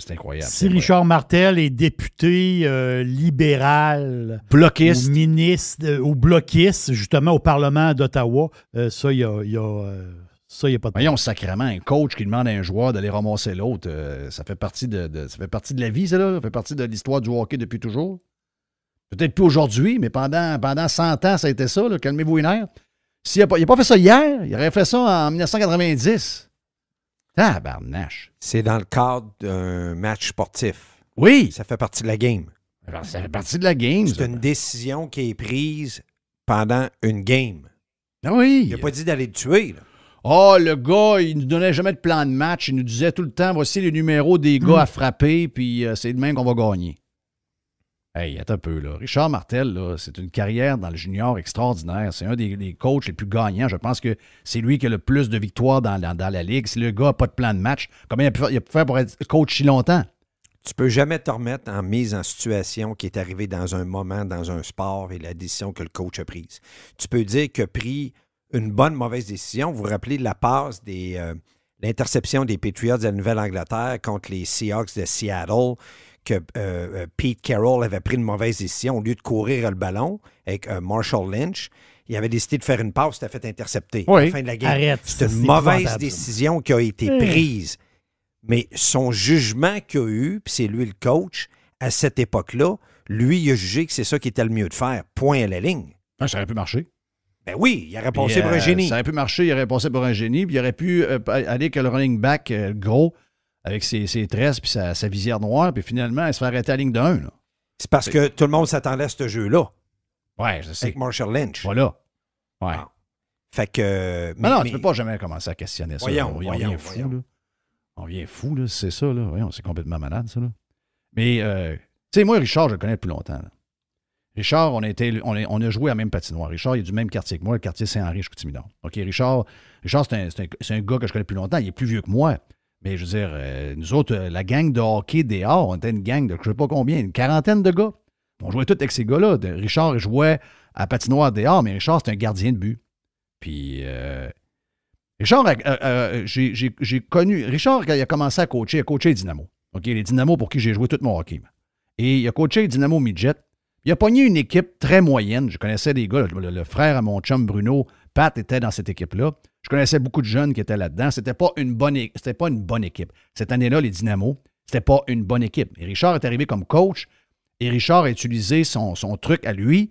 Lui, c'est un gars qui pète l'énergie. Il rentre dans la chambre et il réussit à convaincre les gars qui sont meilleurs que l'autre bord. Oui, moi, je peux vous dire, en fait, le line-up, je me rappelle comme c'était hier. Là. Je me rappelle, c'était pas une bonne équipe. Et il a réussi à les faire gagner en haut. C'est un motivateur, il y a quelque chose, c'est ça. Il va chercher quelque chose en dedans de. J'ai donné l'exemple. À un moment donné, dans les playoffs, il a dit, les gars, je sais que vous m'haïssez. Ça ne me dérange pas. Je suis pas là pour me faire aimer. Je suis là pour faire gagner. Et si ça vous tente, à soir, on tire de l'arrière de 2-1, puis je sais que vous n'avez pas joué un bon match la dernière game. Avez-vous envie que je me déshabille et que j'aille me crisser dans le banc de neige qui reste dehors? Ben, gagnez à soir, puis je vous jure que je me déshabille puis je pars tout nu dans le banc de neige. Ben, ils ont gagné parce qu'ils voulaient l'avoir tout nu dans le banc de neige, puis il l'a fait. Jacques Demers. Jacques Demers. Jacques Demers, c'est un gars, quand tu parles techniquement coaching, on peut commencer, ça n'a pas lire, ça n'a pas écrire, là. Jacques Demers. Oui, il l'a caché tout le temps. Il a fait un job extraordinaire. Viré Jacques Demers a gagné la Coupe Stanley avec le Canadien de Montréal. Bon. Fait que, puis c'est un motivateur. C'est un gars des boys. C'est un gars qui aimait ses joueurs. C'est ça. Puis c'est un gars qui était capable d'aller chercher dans le jeune le meilleur de lui-même, puis de réussir d'aller chercher dans plusieurs jeunes le meilleur d'eux-mêmes, puis de connecter ça ensemble. Oui. Bon, ben, voilà. Bon. Et là, après ça, ben, quand Richard a commencé un peu plus haut, Richard et toi, t'es le même. Richard, c'est un space. Je jouais au golf avec cet été, avec mon beau-frère. Richard, c'est le gars le plus. Il a la maniaque pratique son swing. C'est un phénomène, Richard Martel. Là. C'est un phénomène. C'est un Martel, mais en même temps, c'est un Libanais. Sa mère est libanaise. Il y a quelque chose dans lui de différent qui fait que ce gars-là a eu le succès qu'il a. C'est un vrai de vrai. Tu peux pas y enlever. C'est un tu vrai peux, tu de peux vrai. jamais y enlever un fait accompli. C'est un vrai de vrai. Là. Il y a une époque où les coachs de juniors, ils faisaient partie du show dans le sens que c'était des personnages. C'était OK, là, telle équipe arrive, mettons, à Québec. OK, là, je sais pas moi, telle équipe, je sais pas moi, Trois-Rivières arrive à Québec. Puis là, tu as Bergeron ou tu as des Ron Racette. Puis tu sais, des genres de coachs qui sont pas juste coachs. Orval Tessier. Puis, c'est pas juste un coach comme ça, un gars à cravate en arrière du banc. C'est un genre de personnage un peu, des fois un peu coquille, un peu baveux. Ben oui, mais Patrick Roy dans la Ligue junior majeure du Québec, Jerry, il a rempli les arénas partout dans la Ligue junior majeure du Québec. Ben oui. Ben oui, c'est sûr. Mario Bazinet, c'était pas un doux, là. Mario qui? Mario Bazinet, grosse carrière dans le junior majeur comme coach. Là. Mario Bazinet, ça coachait Stéphane Richer, là. Puis Stéphane Richer restait chez eux, là. OK? Donc, c'était un gars spécial, Mario, là. Mario Bazinet, un gars très spécial. Mario Bazinet, je connais quelqu'un, moi, qui était en pension chez Mario Bazinet, qui a été élevé parce qu'il a été abandonné par ses parents, était élevé par Mario Bazinet. Puis, à un moment donné, il est en train d'écouter la TV chez eux, puis il est arrivé 2 gars à la maison, puis ils ont pris le petit gars, mon chum, c'était un petit gars à ce moment-là. Ils l'ont assis sur une caisse de bière. Ils ont dit, tu restes assis là. Puis après 1 heure, dans l'appartement, il restait lui et une caisse de bière. Ils sont partis avec les divans, ils sont partis avec les tables, ils sont partis avec la TV, ils sont partis avec le set de chambre. OK, ils ont tassé petit homme, ils ont dit bouge pas, bouge pas dans notre chemin. Mais quand j'aurai fini, il va te rester ça, mais tu vas pouvoir t'asseoir dessus. Okay. Donc ça l'a marqué pas pire. Mario Bazinet, Mario Bazinet, je ne sais pas combien de victoires dans la Ligue, mais grosse carrière. Comment il s'appelle, qui a été avec les Saguenayens aussi, là. Voyons, il y en a eu des personnages. Hey, si on commence à analyser tous ces gars-là, là. Ouais, mais Jeff, surtout. Non, ils sont tous à la tête, là. Non, mais c'est pas juste ça, les boys. C'est qu'il y a une époque à chaque chose. Tu peux pas juger en 2023 de la façon que le gars, puis comment que la vie était en 95. Mais non! C'est impossible. C'est pas c'est quoi cette maudite affaire-là. Puis ça m'a fait de quoi? Tu sais, Yannick Lehoux, c'est un super de bon Jack. J'ai joué une couple de fois au hockey avec Yannick. C'est un gars qui a eu une super carrière junior majeur, gros compteur. T'sais, j'ai vu cette semaine qu'il a parlé de ces années-là, puis ça y a fait de quoi, les gens? Il n'y a pas personne qui joue dans la gang de hockey à Québec, là, du hockey relevé, qui n'aime pas Yannick Lehoux. Là. Yannick, c'était un gars qui a été repêché national et tout. C'est un gars apprécié de tout le monde. Mais là, tu vois qu'il y avait des affaires à sortir. Donc, il y a beaucoup de gars qui, finalement, ont joué au hockey et qui n'avaient pas le tempérament pour prendre la chaleur avec laquelle on devait dealer dans le temps. Que ce soit les initiations des fois un peu bêtes, un peu poches, les coachs un peu bruts. Mais c'était l'époque. C'est sûr qu'aujourd'hui, il n'y a pas un jeune qui est capable de subir ça. Là. On est ailleurs. Nous autres, dans le temps, il y avait des gars un peu plus tough. Orval Tessier, on voit les vieux coachs, là, mais c'était vraiment des vrais personnages. C'est-tu Gaston Drapeau que tu cherchais tantôt? Non, c'est pas lui. Non, OK. Tiger, on se calme. Non, c'est pas lui Non. que je cherchais, c'était un autre, là, en tout cas, je regarde, c'est pas grave, là. Mais Orval Tessier, là, je me rappelle que quand il coachait les Saguenayens, quand Orval Tessier coachait les Saguenayens, il y avait un gars, le bagarreur, s'appelait Bérubé, je me rappelle pas de son petit nom, mais moi, je me rappelle qu'il y a un gars qui vient remplacer et tout se passe dans la zone défensive. Et il y a un gars qui s'en vient changer au banc en pleine zone. La game se passe en zone défensive. Là. Ça va pas bien, là. Il colle un gars, le gars s'en vient, et Bérubé saute sa glace, et il part de l'autre bord de la glace, puis il s'en va quasiment tuer le goaler. Alors qu'il n'y a personne dans la zone où le goaler est, là. Il n'y a personne là, là. Hey, on a vu des affaires de même, là. C'est long à patiner et traverser. C'est ça. Là. Oui. Quand Cornwall, peut-être Tessier, il a coaché. Avant les Saguenayens, Chicoutimi. il était avec les Royaux de Cornwall. C'est ça. Mais quand Cornwall arrivait à quelque part, là, le monde disait Cornwall ont été en ville. Pourquoi? Parce que, un, tu avais un bonhomme spécial qui coachait, puis deux, tu avais des équipes rough. Oui, puis tu avais le quand... gros joueur, là, le gars des Jets de Winnipeg, là, qui t'avais par pas Chuck, Jimmy Mann? Ah, Jimmy Mann, il a joué une coupe d'équipe, mais Chuck quelque chose là, qui était super. Okay. Qui a eu une carrière de 15 ans dans la Ligue nationale. Clint Howard Chuck? Oui!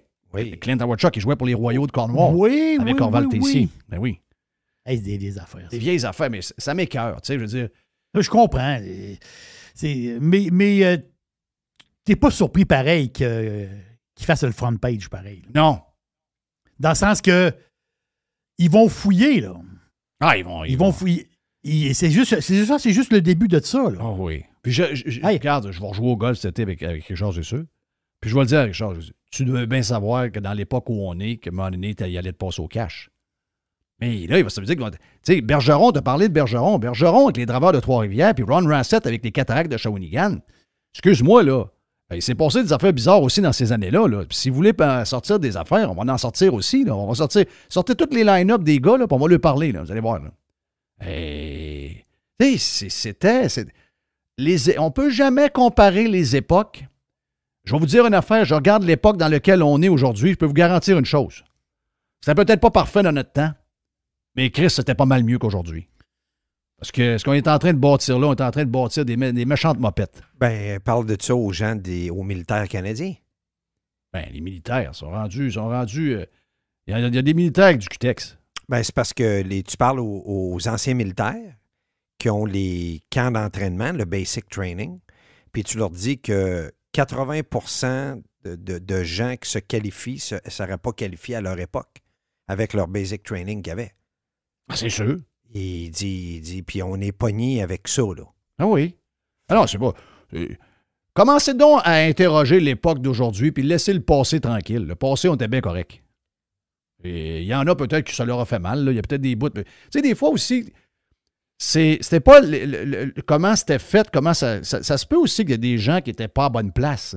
Tu sais, ça se peut que de par le tempérament, la personnalité que vous aviez, qu'à cette époque-là, vous étiez peut-être pas bien dans votre peau parce que c'était un peu trop rough. Mais ça, vous autres, aujourd'hui, vous dites « Hey, j'aurais aimé ça dans cette époque-là. Tout le monde braille, puis tout le monde s'occupe de l'autre, puis ça va-tu bien, ça va-tu bien? » Là, tu dis « Hey, nous autres, dans notre temps, c'était rough de même. J'aurais bien mieux aimé ça. » C'est correct.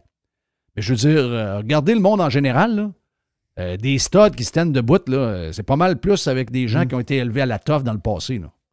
C'est Réal Paiement que tu cherchais, c'est ça? Non, c'est pas Réal Paiement. Non, lui a coaché 2-3 ans, je pense, à Chicoutimi. Il a fait une longue carrière dans... Je vais te le trouver pendant que tu as un bout de boîte. Anyway, on vient de mélanger toute l'affaire. Oh, bon, on mélange J'ai tout scrappé ta boîte à pids.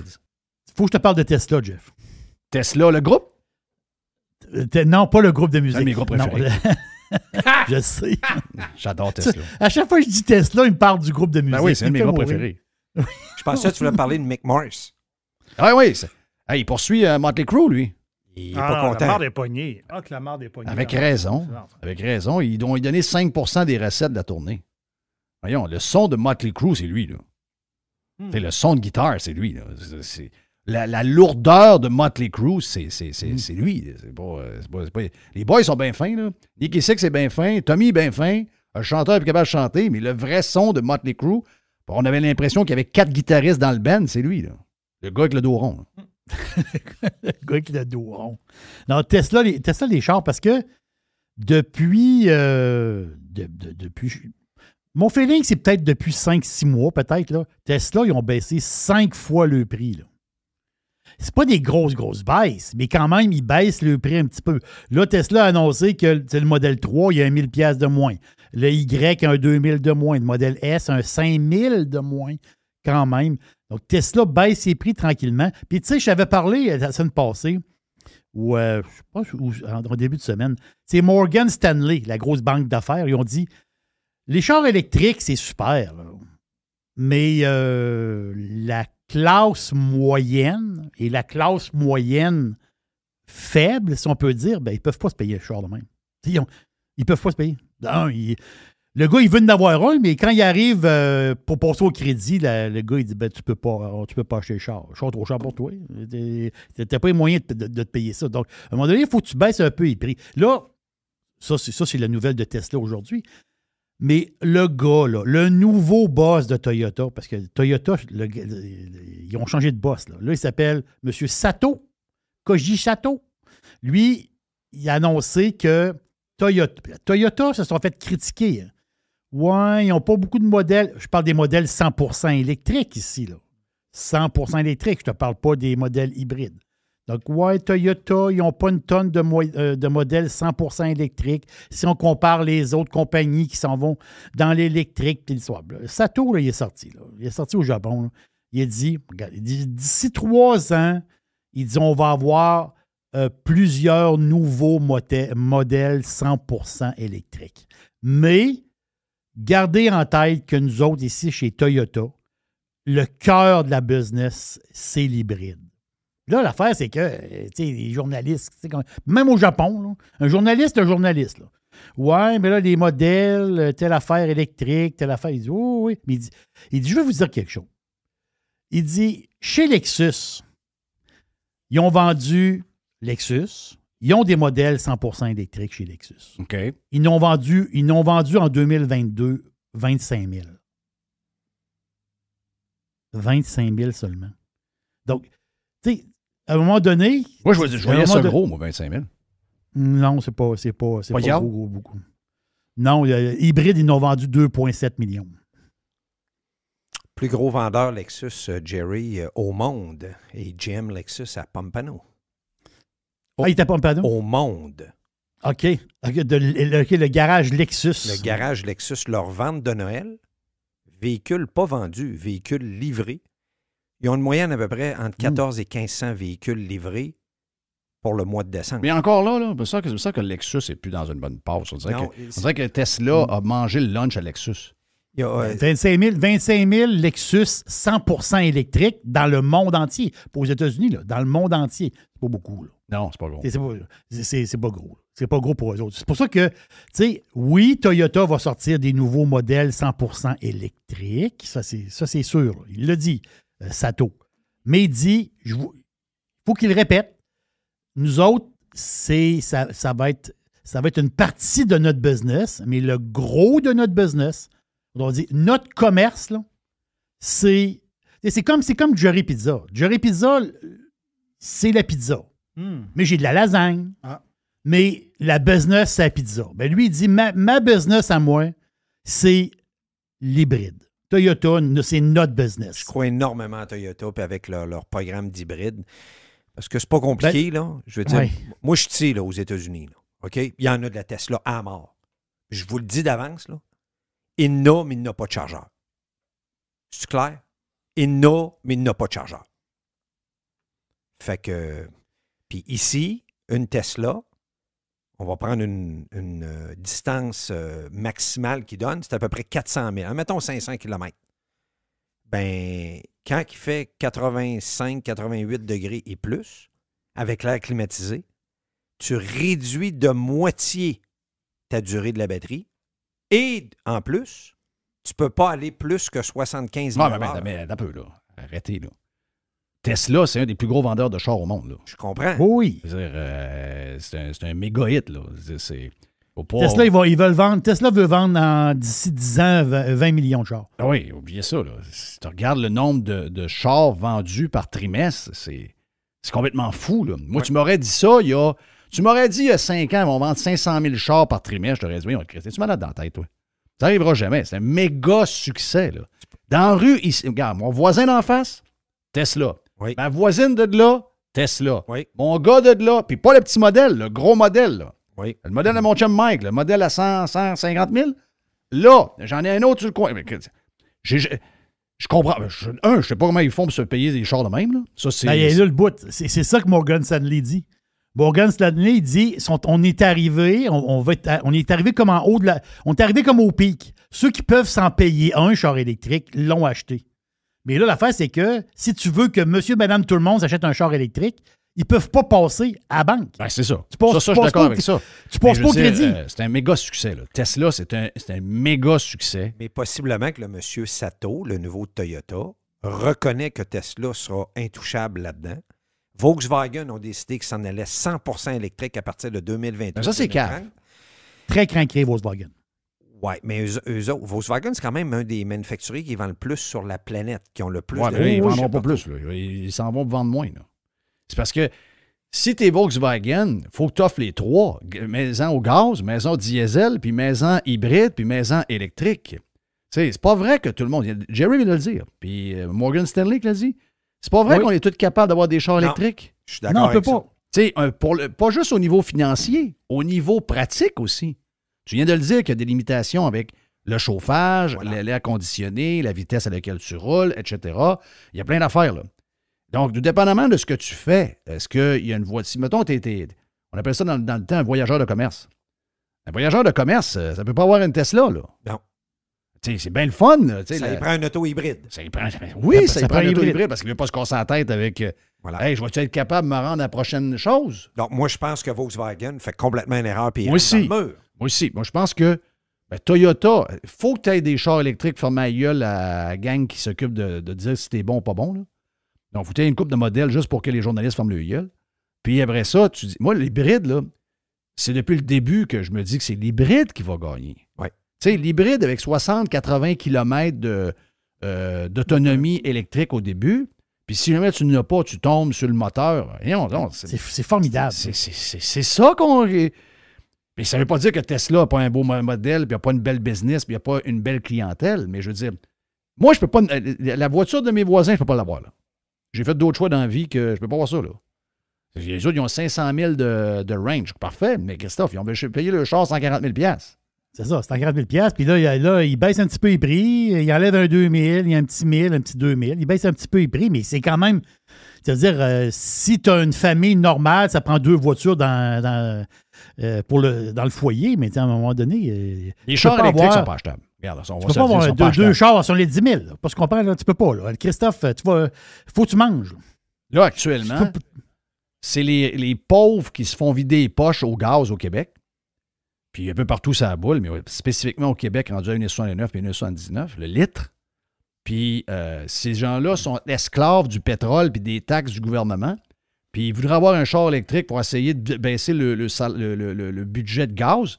Mais non, c'est les riches qui peuvent se payer du gaz à 1,69 le litre qui ont les chars électriques. Vous voyez bien que ça marche pas. C'est vrai pareil, quand tu y penses. C'est ça. Puis les boys, déjà, ils ont commencé à parler que préparez-vous à un 2 piastres l'essence, 2 piastres du litre. Ouais, mais ça, c'est cave, là. Je le sais, mais ils ont commencé à en parler. Hey, ça, d'aller écrire ça, là, ça, c'est cave. Ça, quand j'ai vu ça, je me suis dit, mais ils sont donc bien cave. On dirait qu'ils le souhaitent. On dirait qu'ils le souhaitent. Hey, oui, ils le souhaitent. Oui, ils le souhaitent, c'est ça. Voyons, ils savent pas, là. Tu sais même pas quand est-ce que ça va valoir le baril de pétrole dans 2 semaines. Hey, cet été, le litre va être à 2 piastres. Bon, l'OPEC, la Russie, la ci, la ça. Ils vont, je disais, c'est la guerre en Ukraine. On dirait qu'ils conditionnent les pétrolières. Ah, ben ils s'attendent à un litre à 2 piastres. On va lui mettre à 1,90, ils vont trouver que c'est pas cher. Voilà. C'est quasiment ça. Et on arrête. On vient. Thanks for listening to Radiopirate.com. Radiopirate.com. RadioPirate.com. Radio Pirate.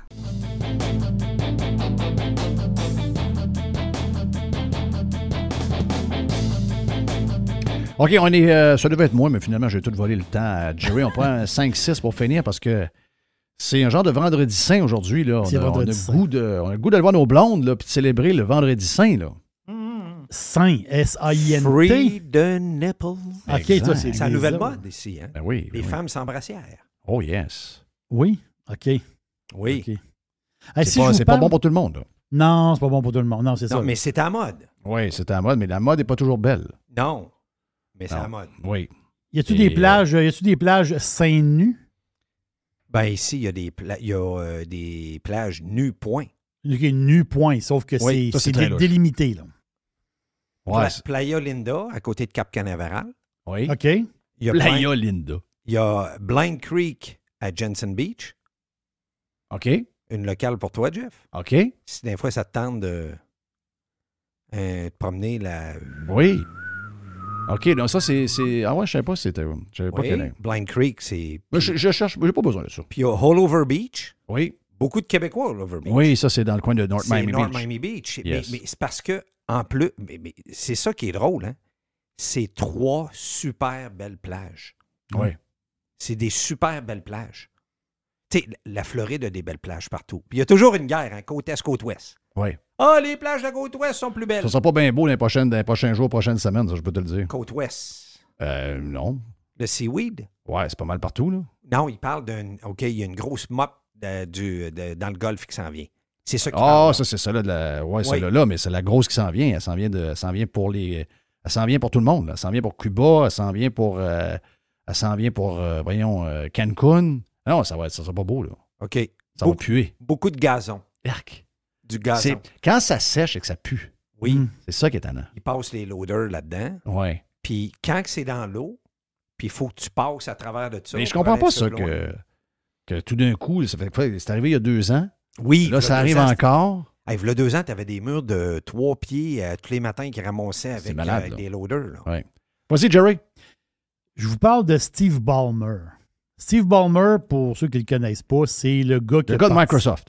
Oui, le gars de Microsoft, exactement ça. L'un des fondateurs de Microsoft avec Bill Gates. Le gars du basket. Exactement. Ballmer, il s'est acheté une équipe de basket. Il a acheté les Clippers de Los Angeles. Puis là, l'affaire, c'est que présentement, ils ont un aréna en construction. Le Intuit Dome ou le Intuit, l'aréna qui est pas loin de l'aéroport de Los Angeles. Là. Inglewood, ça s'appelle? Oui, c'est en bas, c'était direct à côté. C'est au sud de l'aéroport de Los Angeles. C'est ça. Mais c'est là qu'ils bâtissent... c'est là qu'ils bâtissent... C'est pas à côté du Colisée? Non. C'est l'autre bord de la rue, je pense. Non, c'est là qu'O.J. Simpson habitait, Inglewood. Ouais. T'avais un racetrack de chevaux, là, Ouais. hyper connu. Oui, mais l'aréna d'avant n'était pas là. Il était à Inglewood, mais je ne sais pas si, par rapport au nouvel aréna, s'il était... Je pense que c'est l'autre bord de la rue. Mais c'est un coin très prisé en banlieue de Los Angeles, Inglewood.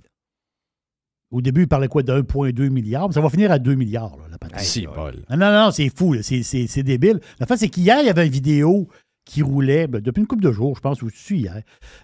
C'est Ballmer qui était, parce que c'est lui qui a lancé, parce que lui, c'est les Clippers qui vont jouer là. Que lui, c'est le premier panier, autrement dit. Ils ont mis un panier de basket. Là, la bâtisse est en construction. Elle n'est pas finie, là. La moitié est montée à peu près. Et ils ont Ballmer qui lançait le ballon pour que ce soit le premier lancé, le premier panier dans l'aréna. C'est Ballmer lui-même, le propriétaire qui l'a fait. Mais il y a une anecdote drôle.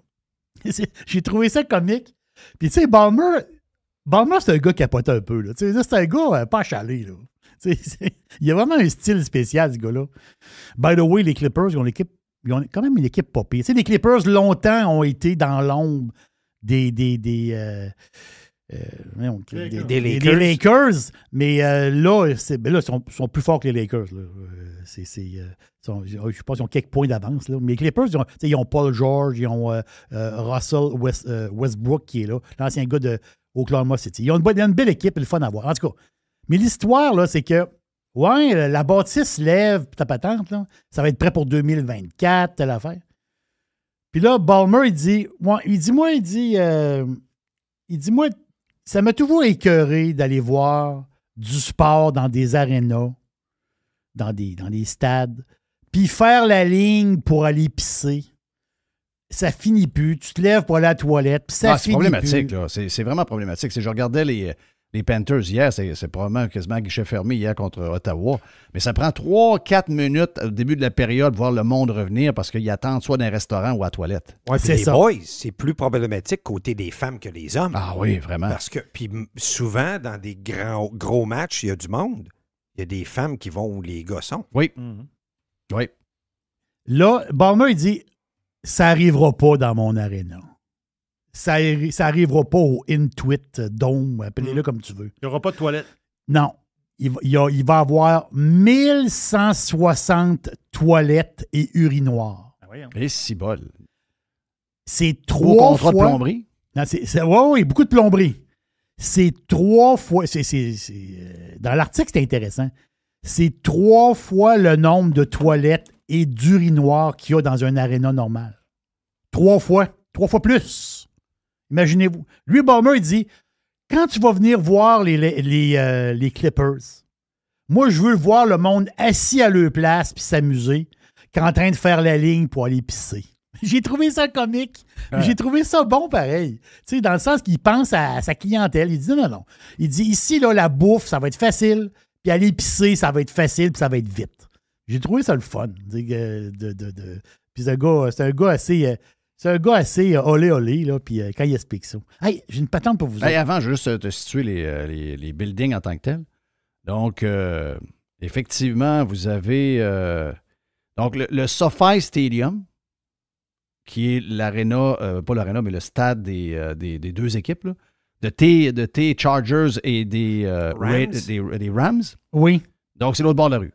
En fait, c'est le même quadrilatère. Là. Donc, l'aréna, le Intuit, qui est notre logiciel de comptabilité à beaucoup de PME comme nous autres. Là. Donc, le Intuit, puis ils font toutes sortes de software. C'est la même place. L'autre bord, il y avait le forum qui s'appelle maintenant, qui est toujours actif, là, qui s'appelle le Kia Forum, où était, écoute, il y a de l'histoire, il y avait les Kings avec le chandail mauve. Il y avait Magic Johnson et le nombre de spectacles incroyables qu'il y a eu à l'aréna de Inglewood pour des shows qu'on aimait de Led Zeppelin, Journey, Rush. Le dernier rehearse de Michael Jackson avant qu'il décède. C'était là. C'était là. Ben oui, donc c'est tout le même coin finalement. Donc, et l'aréna, le vieux, il est toujours debout là. Vous êtes abonné à Paramount Plus parce que tu as Yellowstone, tu as la nouvelle série que Carl t'a parlé, je pense que c'est Rabbit Hole. Oui, Rabbit Hole qui est intéressant. L'as-tu écouté? Je suis rendu épisode 2. Paraît que c'était écœurant. C'est tu peux pas être sur ton téléphone en regardant. Non? OK. Puis tu vas retomber en amour avec Jack Bauer. Ben oui, mais moi, j'adore. Non, mais tu comprends ce que je veux dire. C'est une coche. Là. OK. Garde, j'ai dit à tout le monde, dans mes choix de streaming, abonnez-vous à Paramount Plus, c'est des shows pour adultes. Oui. C'est bon. Tulsa King, 1883, 1923, Yellowstone, t'as ça. Mayor of Kingstown. Mayor of King. Hey, le dernier. D'ailleurs, c'était écœurant. La chair de poule. Yes. Mais là, il y a un film culte. Ça touche beaucoup, beaucoup de monde, vraiment. Grease. Grease, c'est un film culte. Là. On s'entend dessus, ce film-là. Ben oui. Il y a du monde qui ont écouté Grease 100 fois. Là. C'est le genre de film culte. Aime pas, c'est un film culte. Ben voyons, ça a marqué la vie de tout le monde, le film Grease. Exactement. Plus que Saturday Night Live. Là. Moi, je pense que oui. Oui. Moi, je pense que oui. Fever. Saturday Night Live, c'était ça? Oui, Saturday Night Live. Saturday Night Fever. Saturday Night Fever. C'était John Travolta. C'est chaud de TV. Avec les culottes en patoff en bas. Oui, c'est ça. Je sais aussi que Jerry s'en va. Ah oui? Ouais. Oui. Mais là, il y a une série Grease qui est commencée sur Paramount. C'est 10 épisodes. Ça, les fans, quand tu fouilles un peu, là, les vrais fans de Grease, là, ils ont tout out. Là, puis je ne sais pas si c'est sorti là ou si dans quelques jours. Là, mais Grease en série, en 10 épisodes, mais c'est sûr qu'il n'y a plus de John Travolta. Olivia Newton-John est décédée. Oubliez les Grease, le film, mais c'est comme... Ils disent c'est comme si ça se passait 4 ans avant le Grease du film. Donc, c'est sur le même principe, là, autrement dire, les Pink Ladies, la patente. Les gangs. Là. Les gangs. Donc, moi, je pense que ça, c'est un gros coup de Paramount. Vraiment, parce qu'il y a des belles années où il y avait de l'intimidation, puis il y avait Les patins roulettes. Ben oui, Les gars allaient d'un patinodrome, les petits patins roulettes, la roulettec, la boulettec. Les gars étaient des gars, les femmes étaient des femmes, les gars cruisaient, les femmes aimaient se faire cruiser. Puis des claques à gueule, puis des gangs. claques à gueule, des claques, l'intimidation, la vraie vie, quoi. C'était pareil. C'était ça pareil. Ben oui, c'est ça. Pareil. Et là, Jerry, dans ton histoire de Grease, oui. ils reviennent avec l'original, puis ils disent qu'il y en a une là-dedans, je ne me rappelle plus de son nom, qu'elle était comme trop vieille dans le casting qu'il y a eu. Elle avait genre 8-10 ans plus vieux que les autres, que John Travolta, que Olivia, la super belle Olivia Newton-John, puis tout ça. Elle a eu une vie dure après. Oh boy. Pas été chanceuse avec ses chums. Tu veux dire, c'est-tu la fille qui faisait Rizzo, là, la brune? La brune, oui. La brune était plus âgée que les autres, je pense. Voilà. Dans la vie, fait pour qu'il y a vrai. une petite controverse. Mais savez-vous quoi? Il y a un buzz alentour parce qu'ils reviennent avec, comme tu t'expliques bien, les gens qui ont adoré l'original qui est à leur jeunesse. Bien, Paramount Plus, comme je vous dis, c'est pour du monde un petit peu plus, qui sont un peu plus avancés dans la vie, poursuivre ça. Ils ont leur démographique parfait encore là-dedans. Donc, numéro 1. Hey, Jerry, pour finir, qu'est-ce que t'as? Une petite affaire vite, Oui, vas-y donc. Sean Diddy Combs. Diddy Combs qui a dit sur le chanteur. Là. Lui, c'est qui donc sa femme? Il y a une femme célèbre, lui. En tout cas, je ne sais pas trop quoi. On peut-tu l'appeler Puff Daddy? C'est ça. On va l'appeler Puff Daddy. Moi, j'ai toujours appelé Puff Daddy. Les grosses années, c'était Puff Daddy. Moi, je connais pas sa musique du tout. Là. Vraiment, je connais pas. Mais il y a une affaire que j'ai... I'll Be Missing You, tu peux pas connaître ça. I'll Be Missing You, c'est un des plus gros hits des années 90. Check bien où c'est que ça en vient. Il paye, là. Oui, je sais. Il paye Puff. Oui. Paye Puff. Puff paye. Puff paye. Mais Christophe, il paye 5000 $, par jour parce que dans Toon... Mais pas lui, là. Hein? C'est pas lui qui paye, là. C'est les redevances. C'est les redevances de sa toune, que lui, mettons que sa toune donne 7000 par jour, il donne 5000 à Sting. Ça vient pas de sa poche. Là. Il fait quand même probablement une couple de mille lui-même. Là. Mais la nouvelle que Jerry parle est misleading, hein, qu'on dit, parce qu'il dit c'est lui qui paye personnellement. Non, c'est pas lui. Mais on comprend très bien, c'est le publishing, c'est les rights, c'est les affaires. Oui, parce que lui, il avait oublié de mentionner, ben écoute, on a tous remarqué que dans I'll Be Missing You, c'était Every Breath You Take en arrière. Là. Oui. Donc, lui, il n'a pas mis, puis il n'y a pas de producer, puis il n'y a pas de personne qui a dit, ben écoute donc, si tu joues bien Every Breath You Take en arrière, c'est un sampling, ça là. Et il n'a pas donné les droits, il n'a pas inscrit ça, donc, à un moment donné, la gang. Puis ils sont amis, le pire, là, c'est ce que je comprends, c'est Sting, puis lui, ils sont dans son. Je serais ami certain avec. C'est des chums, puis il dit. À 5000 par jour. Puis là, il y a un juge qui a dit, non, c'est la même tonne, là. Ah, Jerry, ouais, mais à 5000 peu, par là. jour, on en fait-tu de l'aubergiste? Non, mais un peu, c'est 1 825 000 par année. Ah! C'est incroyable. Non, mais y a-tu de l'argent dans la musique? Ben oui. Non, c'est... Quand t'es bon, il y a de l'argent. Il y a juste la gang de pauvres au Québec qui veulent avoir ça. Hey, donnez-moi de l'argent, donnez-moi de l'argent. Non, c'est pas bien facile. Là. L'argent arrive quand tu fais un hit. Là. Si tu fais un hit, tu vas avoir de l'argent. Tu ne sauras plus quoi faire avec. Là. Sort un nouveau Men Without Hats en 2023 qui a un succès aux États-Unis comme ça. Puis c'est un Québécois, puis il ne croira pas à ça. Mais non, il va se ramasser avec 50 millions dans son compte de banque. Là. Mais je serais surpris de combiner, moi, le 1 825 000 de cette toune-là avec les revenus de Every Breath You Take en tant que telle, la toune. Tu sais, les deux ensemble, là. Christophe, c'est-tu une des tunes qui rapporte le plus par année, ça? Ça se peut quasiment. Oui, il y a beaucoup de tunes de même. C'est Don't Stop Believin', des patentes de même. Ça rapporte énormément. Mais, écoute, Sting disait récemment, lui, ça fait longtemps qu'il est avec sa femme, là.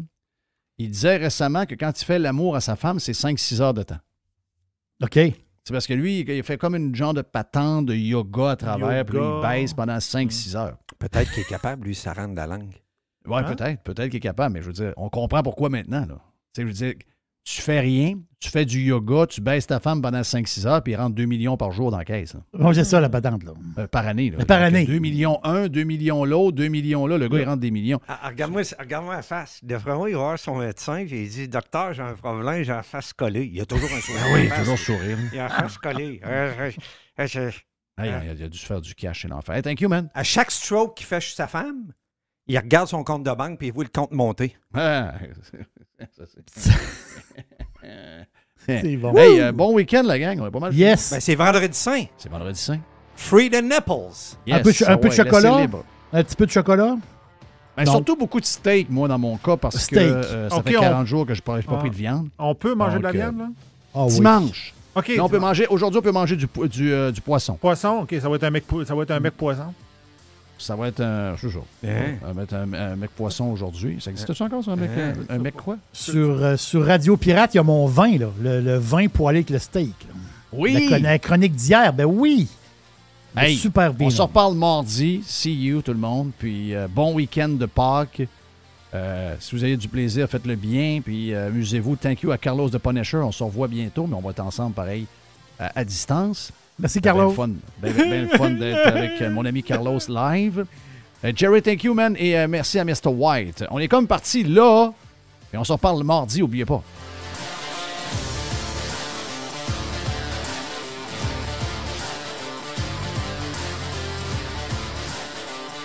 Radio Pirate. Do you like it? Yeah! 100%. Pirate.